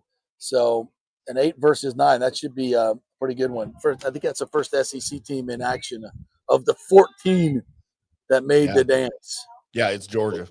Yep. Yeah. And then we have Drake and Missouri. 11th seeded Drake and Missouri at 735. I'll be honest with you, I have no idea about either. Well, Missouri, obviously, another SEC team. These guys are battle tested. I would be shocked if the SEC doesn't probably put a majority of their teams into the Sweet 16. These teams are battle tested. Yep. Just playing each other all season. Yeah. Yeah. I mean, every night you're playing a top 20 team or usually a top 5 team as well. Yeah. A little bit more about Bucs free agency. They signed Sterling Shepard, which is a little bit of a surprise to me. I thought he played okay last year. I didn't think he was great, but Baker trusts him, no question about it. He went to him in some big situations. So, and I do think the Bucs are going to draft a wide receiver. I think by the third round, maybe higher. I don't know. Do you think this is like an insurance policy signing in case maybe Godwin's not 100% to start the season? That's a good thought. Yeah, I think you're right. And I think Godwin will be ready, but I think it is a good insurance policy just in case. So it doesn't cost you hardly anything, right? I mean, no, these are, and that's the great thing. I mean, they're bringing back guys that are really team friendly deals. Anthony Nelson, a very team friendly deal, was at 2 years, $10 million. Sterling Shepard, obviously, is that's a cheap one as well. I mean, even Levante David's deal is pretty team friendly. Yeah, it really is. Really is. Hey, let's take another quick break. I think we have another guest lining up. So we'll do that when we come back. Tracy West is going to join us, tournament director. Oh, she's sporting one of them bucket hats too. Love that. So we'll chat with her about all the goings on here at poolside here at the Valspar. Quick break. Back in 3. Stay with us. Hurricane Helene put a hurting on Tampa Bay, and for many of you, the rebuild will be a long process. You must beware of unscrupulous contractors offering up quick fixes for incredible prices. It's a scam. So go with long-standing, reputable companies like Third Generation Plumbing and AC. My friend John Rodriguez has been serving Tampa Bay since 1995 with hundreds of 5-star reviews. If you need a new AC system or any home repairs from Helene, they will work with insurance companies to get you taken care of quickly, expertly installed, of course, and a 1-year maintenance plan and 10-year warranty included on all AC units. 0% financing for 60 months. Contact them at thirdgenerationplumbing.com or 813-961-8024. That's 813-961-8024, thirdgenerationplumbing.com. So many of our Tampa Bay neighbors are finding out the hard way from Hurricane Helene that homeowners insurance does not cover flood damage. You must have flood insurance. It's a separate policy. Immediately call Italiano Insurance at 813-877-7799, and they will shop around to find the best policy before rates go up. Lock it in. Over 60% are underinsured in Florida, or you're not getting your discounts that you're entitled to. So do an insurance checkup at Italiano, and they could save you thousands of dollars. Italiano will make sure you're with a highly rated insurer, so there are no surprises in your time of need. Our hearts go out to all our neighbors devastated by Helene. These are the times we're proud to protect all the pieces of your life. Italiano Insurance, 813-877-7799. Ciao, Paolo Tini here, owner of Caffè Paradiso, voted number 3 People's Choice Award on Open Table. I want to thank all our loyal family of customers that have been enjoying our great traditional Italian dishes we make from scratch every day. It's a great family story we're proud of. Our family moved from Rimini, Italy in 1984. My dad, Caesar, started Donatello, and that's where I got the start in the restaurant business. I started Caffè Paradiso on South McDill in 1995, and we've been there ever since. From our traditional ossobuco, a veal slow roast for 4 hours, to our daily fresh catch, the Gruppo Paradiso, with a piccata sauce and lobster claw meat, homemade pasta like lasagna, farfalle salchicha, which is a bow tie pasta homemade with fresh sausage. Hold on a minute, JP's favorite. I love it. So come and have a glass of wine with me on South McDill. Get a reservation on Open Table and see all our 5-star reviews. Ciao, see you soon at Paradiso. Let's go. Right now, back to the show on FanStream Sports. All right, welcome back to the JP Peterson Show here as I'm trying to find the leaderboard here and get it up. There we go. There's some of it. We'll get you all the scores here in a minute. We have Tracy West, the tournament director. You just got a scoring update. I did. I get them texted. You get it sent to I get it sent to me. Yeah, Keith Mitchell's 5 under. Cashmere Sam Burns, Keith. Wow. Cashmere Keith. That's our other man. That's Tim there in the little box there. Hi, Tracy. Hi. And Sam Burns, 2-time champions, 3 under. Xander's 2 under, Shoffley. So that's good. They're out there, NBA. but I'll tell you this: the guys that teed off in the morning will have the advantage going into the tournament because you can feel the breeze starting to pick up, and it's going to get windier and windier as the afternoon goes on. So the guys that are got the early late, they're going to have the advantage. Well, now the rough, Rondé said it's at like 3.5, and it's going to go to 4.5. Yeah, the last cut. We did the last cut on Sunday. Oh no, it's going to go crazy. No, it's not only the height, but how dense it is out there. Yeah. I'm actually worried about that. A pro will hit the wrong ball because there'll be so many pro-am amateur balls in the rough. Yeah, like hopefully we got them all picked up. Because I've been in the rough here, believe me, quite a few times. It's brutal. And it sits so far down. It's hard to really identify the ball. You can't touch it. Like it's easy for us because we just pick it up. No. Oh yeah, it's my ball. Hopefully we got really good. You set it down nice and utilize the foot wedge, JP. The foot wedge. The foot wedge, yes. Well, listen, I'm not playing for money. We can have some. Oh my God, the wind's blowing. We're getting crushed here. Yeah, the wind. The scores might be going up here in short order. We have props now to show you how windy it is. Ahead by a light. Look, that 12:23 tee time that's coming up with Justin Thomas, Jordan Spieth, that's going to be one to keep an eye on. They're playing with Carl Phillips. I'll be on my ESPN Plus for sure. That'll be the group I'm following for the day. And Justin tied the course record last week at the Players, so he's rounding into form. Yeah, he's on form for sure. Yeah. So no, we were trying to. A bunch of us went to dinner last night, Rondé. A bunch of us, and we went around the horn saying, okay, who do you want to win, and who do you think will win? Because that's not necessarily the same. Who's thing. your want? You can't say. Well, I can't. That'd be poor form. I did it in a small group, but that'd be poor form as a tournament director. But not consensus, but there was a few that JTs would win. Yeah. A couple Jordans would win. A Mackenzie Hughes. Yeah. I guess. And then there was a lot of I wants, like Sam Burns, obviously he's a favorite. Exactly, he's a favorite. So, what are some? You know these guys better than anybody. Mm-hmm. So, who's a good watch? Who's a good watch out here that if people are look at a grouping and say, I'm going to follow. Because I always tell you, follow a group. I think it's a great exercise if you're a golfer, even a non-golfer. But if you're a golfer, follow a group and watch how they play. How they talk to their caddies, because you can get close enough to them, you can hear what's going on, and how they approach shots. It's one of the great things about coming to the tournament. You get to see things you don't and hear things sometimes you don't hear on TV. Yeah, I mean, certainly Jordan and Justin are fun to watch, but they will have the bigger. And crowds. Jordan's always talking. And Jordan talks to Greller, so Michael Greller, his caddy, all the time. So they're fun. They're probably the most fun to watch, but they will have the biggest crowds. I like watching Sahith Theegala. Yeah. I think he's so smooth, and I think he's a lot of fun to watch right now. But there's a ton. Who's the guy? Oh, forgot his name now. The guy that was on Full Swing last year that everybody loved with his caddy. Joel Damon with his caddy. He and Gino talk it. Gino, they talk it up big time. So yeah, they're fun. They're fun to watch. You gotta love a golfer that wears the bucket hat on the course. Yes, exactly. One of the few bucket hats, and then Paul, and then Peter Malnati, and then all of us and our volunteers. So today is Peter Malnati Bucket Hat Day. Nice. So you get a free bucket hat when you walk in. The first 500 people did. They got, and they went like wham. They went bam. I don't even think it was light out, and those were gone. Wow. And then we're honoring him at 6 p.m. tonight on the first tee. Oh, so good. He doesn't know it yet, but he knows we're doing something. Yeah. But we're showing a lot of fun videos. Rondé's going to MC it.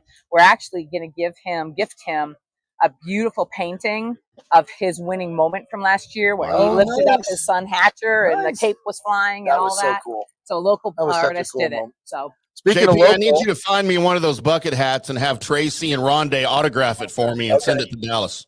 Will do. If I autographed it, it would ruin it. You want Rondé's, you might not want mine. It's a little more valuable with his. I'll take care of the Rondé autograph. I bet you will. Yeah, you'll auto pen it. I've got it. Yeah, auto pen. Speaking of local, Jackson Suber goes off. He already went off at 9:19 this morning. Yeah, and he's with he's with another Tampa kid. Jackson's with Nick Gabrelsik. Oh wow! Yeah. So we got a couple local kids there. Couple Tampas. And we got pretty cool. We got three three FSU kids in the field. Yeah. Luke Clanton is playing as an amateur, right? Yep. These guys were all in the runner-up national championship team last year. And who was the other two guys? Pock. Yeah, John Pock. John Pock. And he goes off at 9:36. I actually wrote it down here, Tracy, for all you FSU people that are coming out here. Yeah. And who else? I know. I'm trying to think who else. There's one more that was on the Vincent Norman. Oh, Vincent that's Norman. Right. Yeah. I should know that. Yeah. You know why I should know that? Why should you know that? He texted me late last night, and so we're the only PGA Tour tournament that allows these guys. So it's called Spring Break at the Valspar Championship, and there's two things pros get to do here that they don't get to do anywhere. One is put an honorary observer into their group to like a family member to follow them along inside the ropes. Cool. But the second is to wear a nickname on the back of their the caddy vest. Yeah. He texted me last night and he said, "Is it too late? Is it too late?" I said, "No. What do you want? Go Knowles." Go Knowles. So Nice. I should have remembered who the other one was. All right. Yeah. Vincent Norman. So and that's what's fun about coming to these. You can pick out guys that you know, they're your school, local guys, and you can watch them play the whole and walk with them. I highly recommend it. Yeah, really absolutely. Cool stuff. What else is going on out here for the fans?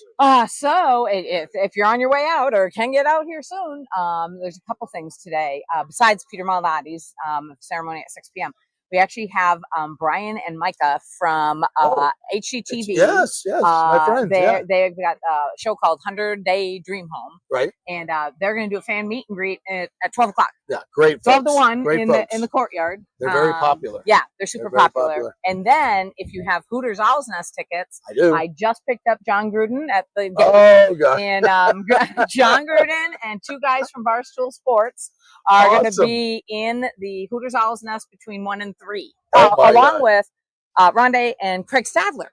Craig Stadler? The Walrus is here. Wow, the Walrus. How about that? He's here for 2 days.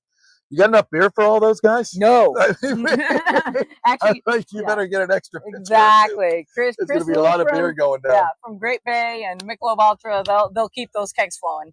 That's going to be fun. All time. Can they still get tickets to the Hooters? Yeah, you can still buy tickets online, and or if you're on site and listening, you can upgrade right at the Owl's Nest. Right at the Owl's Nest. That's awesome. That's it. I didn't even know about that. We'll be headed right over there right after this show. Yeah. Go catch it. Well, Trace, thanks for jumping in. Thanks, Appreciate JP. it. Thank you for everything. You You're guys. absolutely awesome.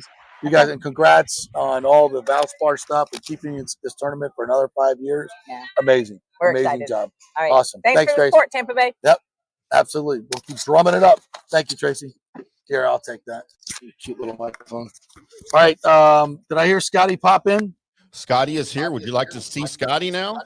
I would love to see Scotty. I mean, we go from Rondé Barber to Tracy West to Scott Hamilton. Like, what other show, man? What other show?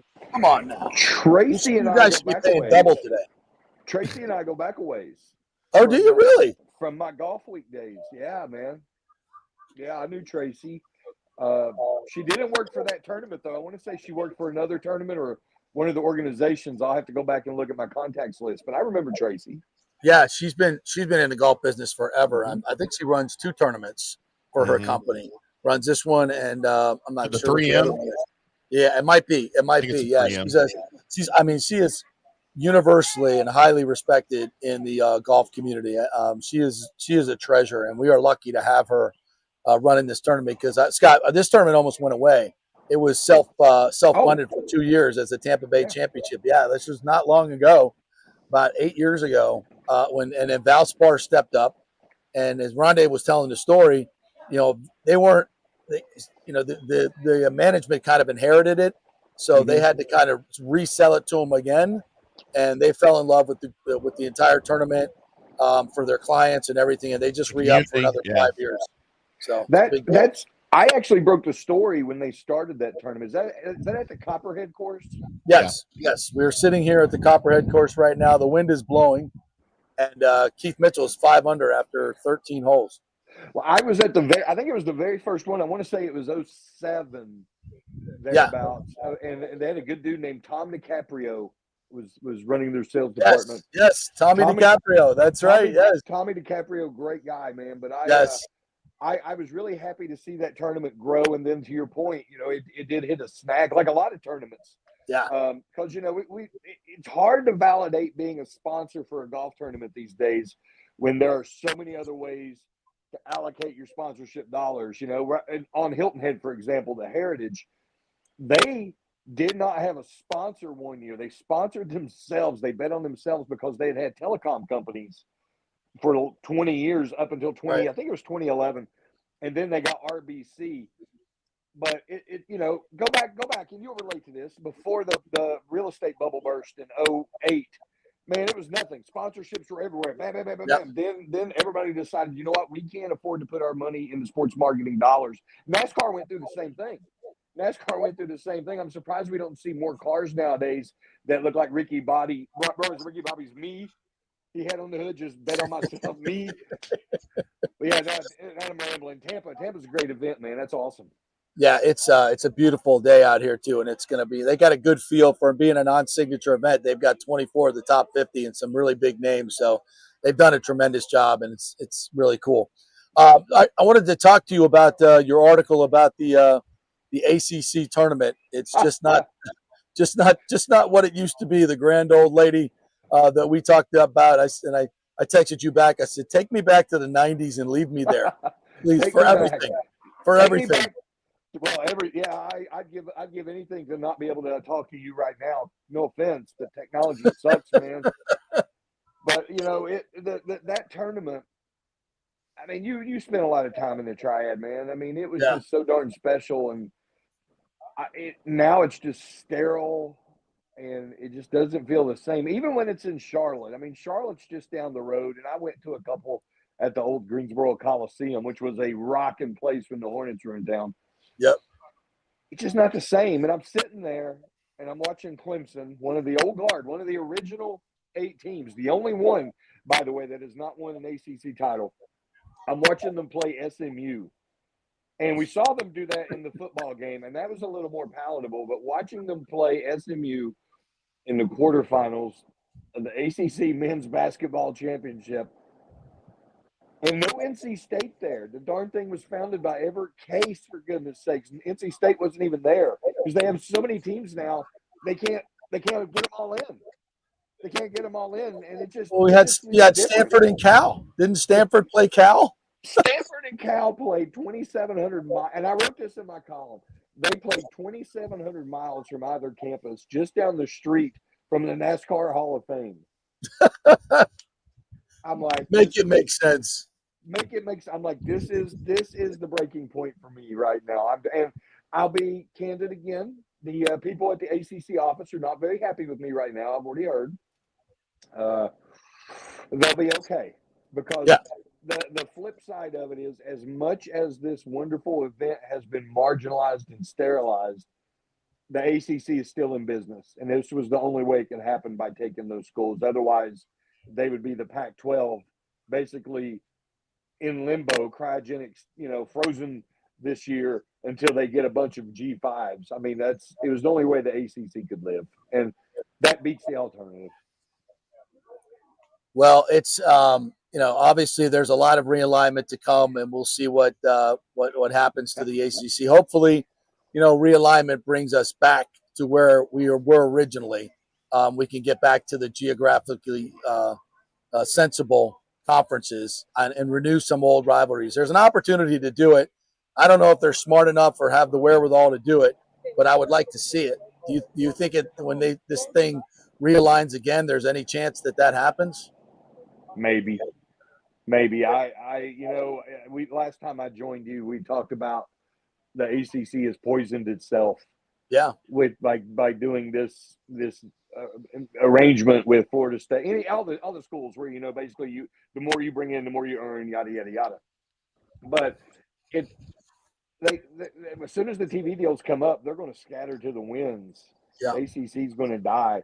And I think I might have mentioned it. I spoke with Rick Neuheisel a couple of weeks ago. He's got a really good idea, man, about the ACC needs to partner with the Big 12 and set up, just for football, and set up geographical divisions to get the 4 automatic bids. And I just think that's such a wonderful idea. Yeah, I agree. But I don't know if it'll happen, though. I don't know if it'll happen, because that would mean that Brett Yormark would have to be willing to get into bed with Jim Phillips, and we've seen how these alliances work out. You Yeah. know, we've seen how it works out. And Brett Yormark, he's a smart dude, man. And I get people tell me all the time he's a snake oil salesman and this, that, and the other. I think he's just an innovative dude who's willing to not go with the flow and do what's best for his conference. And that doesn't mean trying to be the best in football. It means maybe trying to own a different space like basketball. I just think he's a sharp guy. Jim Phillips, I'm worried about him, man. I'm worried about him. He's naive. He's naive. Yeah, listen, I was going to ask you about him so you can get in even more trouble with the conference.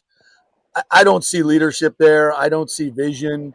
I see a reactionary. I see someone who maybe is compromised in some of the behaviors that I saw when FSU got snubbed. This deal with ESPN is, and I know that wasn't him that cut that. That was Swafford. But the way he's managed it, I don't think is correct. Is there any pressure for him to resign? Is there any of these member schools that say, you know what, maybe we can do better? Because I think you can. I don't think so, because they can kind of control him. I mean, look, you know as well as I do who has the power, who has the juice in that conference. It's UNC, it's Duke, it's Virginia, it's the original, ones there in that triangle Virginia area, not Virginia Tech, but they're the ones that pull the strings up with all this. And I just don't see it existing past 2032. I really, really don't, man, unless they do something completely drastic. Because I'm wondering, how can, with this lopsided revenue structure, how can a Wake Forest afford to be not only competitive in football and basketball and everything else, but how can they pay the travel costs of their Olympic sports and their baseball team and things such as that when they're already taking a pay cut and falling further behind the SEC and the Big Ten? I just don't see how that's sustainable. I don't. And when I had my sit down with Greg Sankey a couple of weeks ago, that was one of the shots he took. We've seen these kinds of revenue payout systems before, and they fail. They fail, and that was a direct shot at the ACC. That's what that was. Absolutely. Yeah. And it's sad, man, because by giving Clemson and Florida State what they wanted, they put an expiration date on the conference. Yeah, I think you're right, and maybe it was already expiring anyway. So we'll shall see.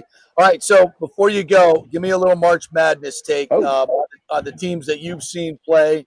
I've seen one college basketball game live this year, Memphis and USF. I think Memphis is a talented team. I don't think they're going to make a long run, but they're scrappy and they got some talent. But that's all I've seen. You've seen a lot more than I. Does this Duke team have what it takes? Is Cooper Flagg healthy enough to get it done? Yeah, I think he is. He'll be fine because he's not going to have to play. They probably won't play him at all in this first game. I went in after the other day and I emailed and I asked the people at the AP if I could change my Player of the Year vote. And I had Cooper Flagg and I flipped it to Broom. Nice. Tampa kid. Well, I saw how good Duke was without Cooper Flagg. Yeah. And I went, Auburn ain't that good without Broom. I will say this, though, and I'm not a big gambler because I get a little out of control, but I have one game today that I've reached out and I've done everything I need to do to make the proper bet. BYU in Denver. They're playing at altitude. I feel so good. They're playing VCU. They're 2.5 point. Yeah, man. I just think I think they're a better team, first of all, but also playing in the altitude of Denver. Mm-hmm. That's good basically point. Like a home game. I like that. So yeah. I put my mortgage payment on that today. What about your High Point, the Panthers? Am I recalling that correctly? Are they the High Point Panthers? Yeah, man. I am okay. I mean, they have no history in the tournament. This is the first time. Yeah. So I haven't watched them play. I know that Tubby Smith was the coach there. I think Saul or G. I think G might be the coach there now. It's one of Tubby's sons. Yeah. I think they might have changed it. I don't know, man. I covered them a few years ago. They had a player named John Brown who was legit NBA All-Star till he hurt his knee like in the last game, and he's in Italy or somewhere now. They still playing that like high school gym? No, which was cool but they opened up this Taj Mahal type place about 7 or 8 years ago. It's unbelievable. It's unbelievable, man. I mean, if you get a chance, you go back to the Triad, go to High Point and check out a game. Interesting. All right, partner. Well, you got to pick. I got to pick the Gators just because I'm a Seminole, and if I don't, the Gators will be really mad at me. Aggies. I don't do brackets, right? Because it's like betting on your favorite team. At some point, you have to make a hard decision. But I did help a friend out who has this contest going, and I let the computer do automatic picks for me, and then I changed a couple of things. I got the Gators, man. Yeah, they're deep. They got a premier player that could score in the clutch, and their coach is pretty good, and they're battle tested. So, all right, Scotty, thanks, man. Enjoy the March Madness. Hey, appreciate y'all. I'll tell Tracy you said hi. Great Scott Hamilton right there. Yeah, how about that? Yeah, I didn't. Did you fill out a bracket? I didn't do a bracket.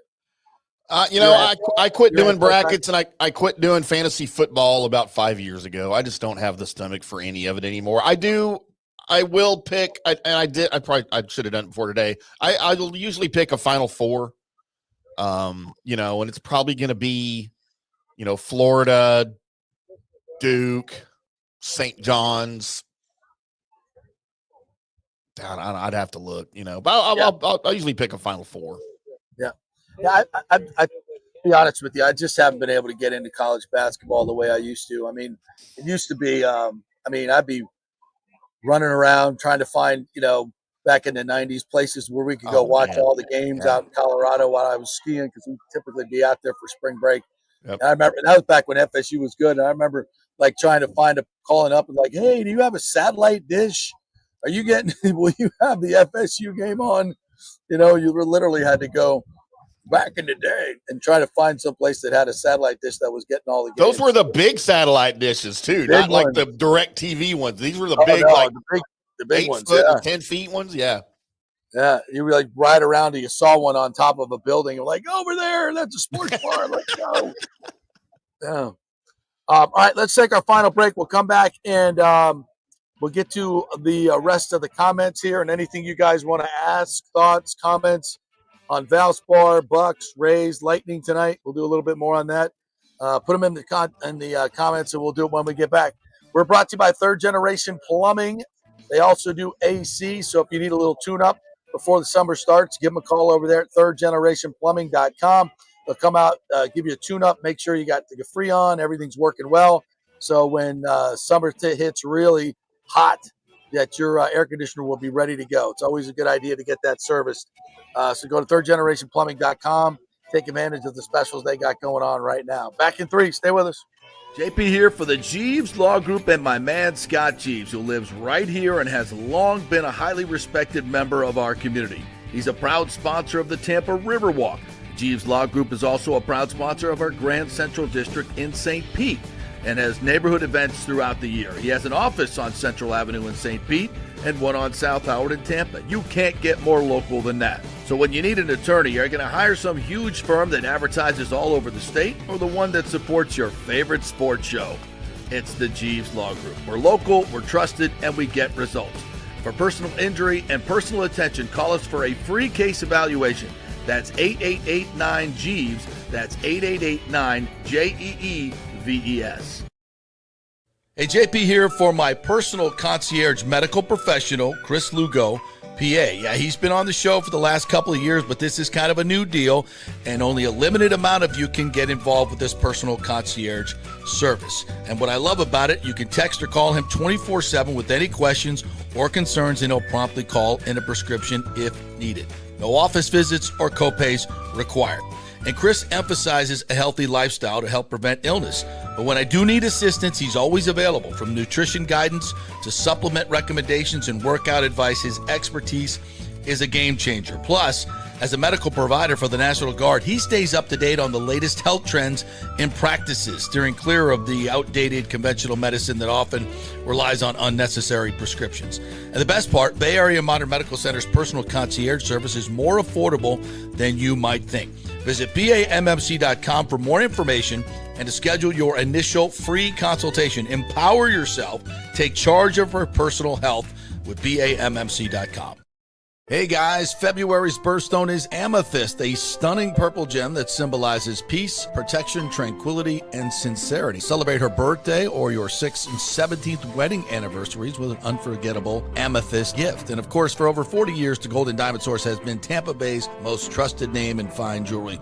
We only sell natural diamonds. If it's real love, it should be a real natural diamond. Don't get a fake. The Golden Diamond Source first-time buyer program will help you learn about the 4 C's, what style, shape, and color works best for you and your unique style. Folks, it's the best customer service. They make it so easy for you, and they're not going to push you into something that you cannot afford. 0% financing for up to 5 years. If you finance $5,000, it's only $83 a month. Also, you can turn your old unused gold into cash or a stunning new piece. With gold prices soaring, there's no better time to trade up. So get that old jewelry and bring it on in. You know where, the Golden Diamond Source, 3800 Omerton Road, always online at thegoldendiamondsource.com. Let's go.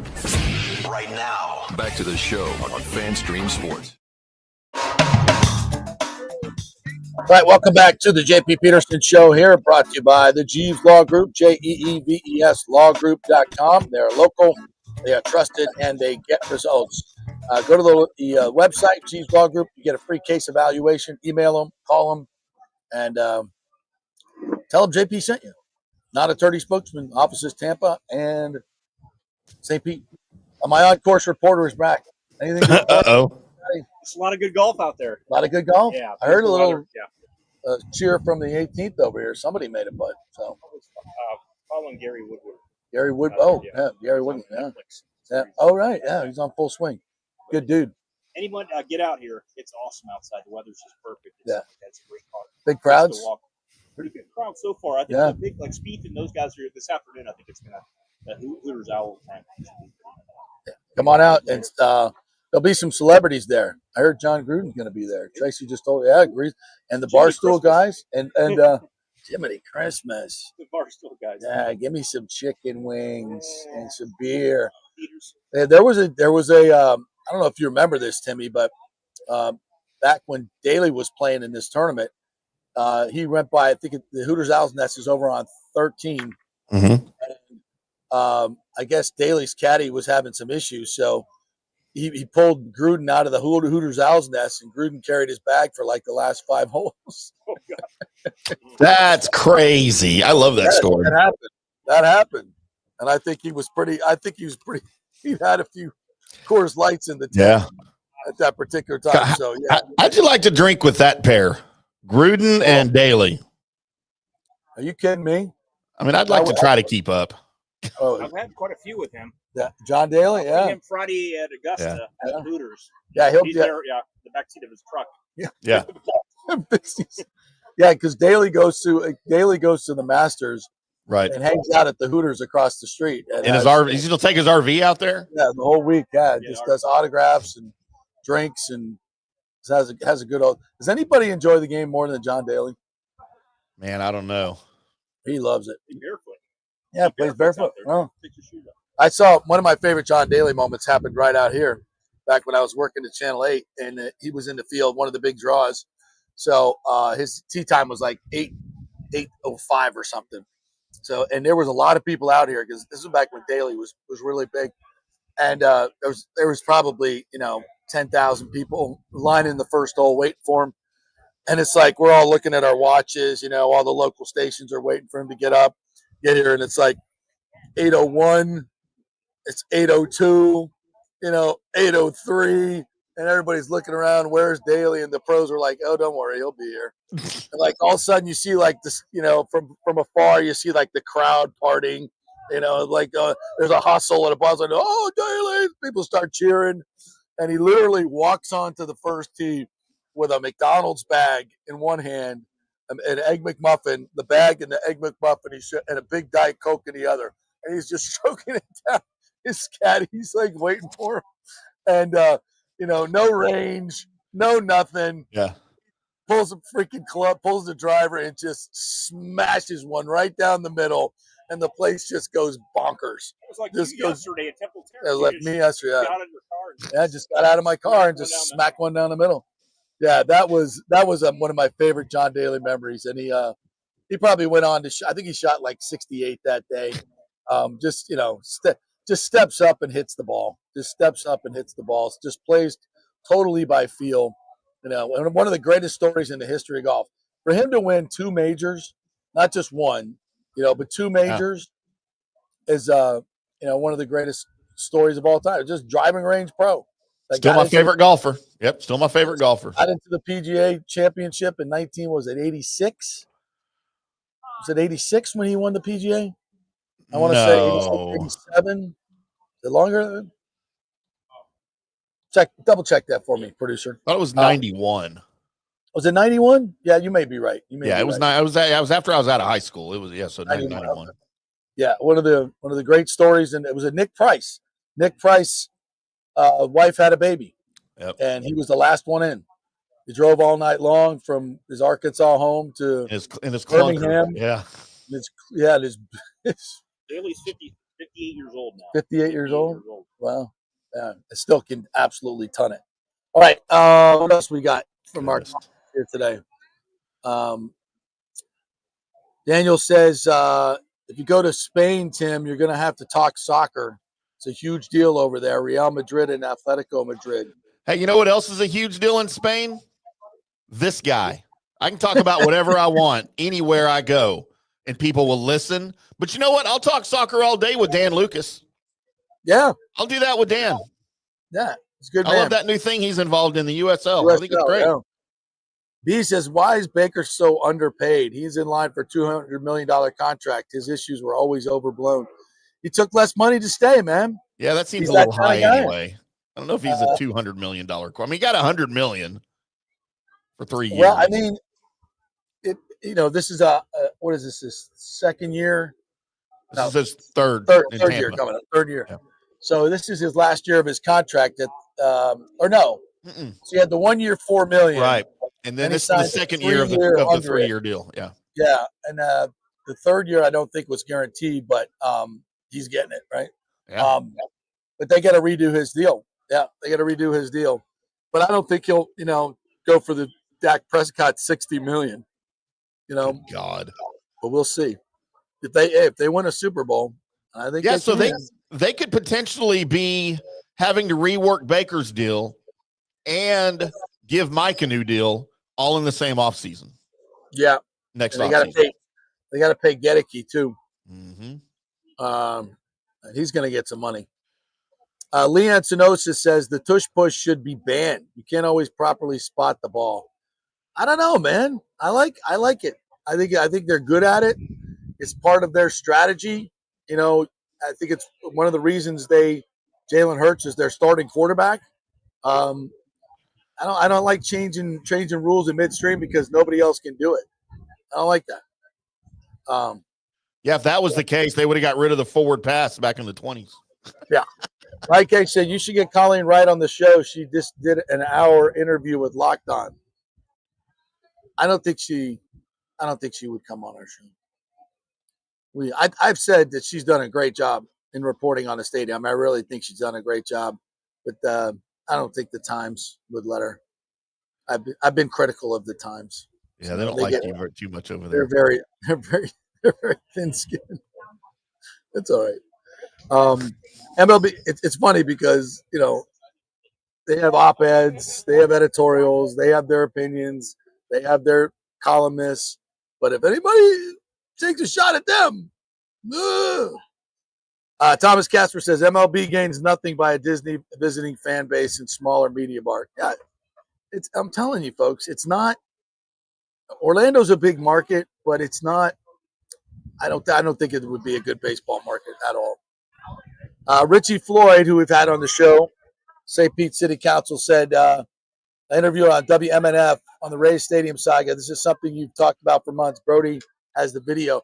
I think what he's saying is that the city, as I predicted, is looking for a buyout.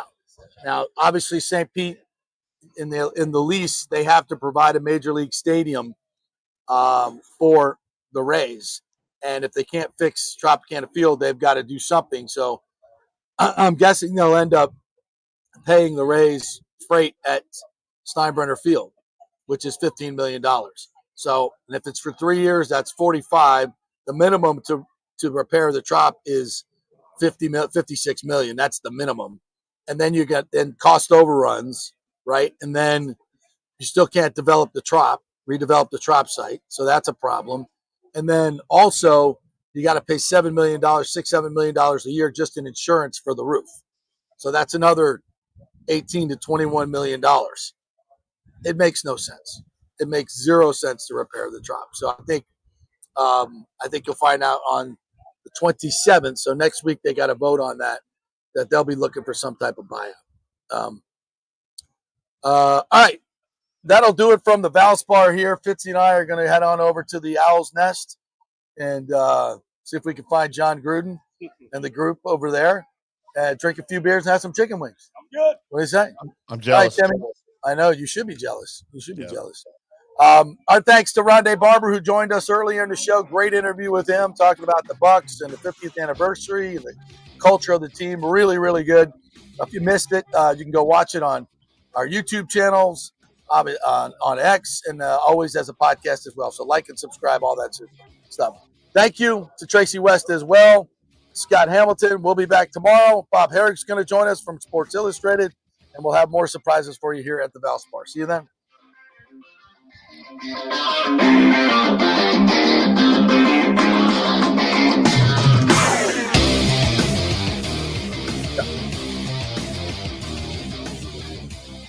Do you have a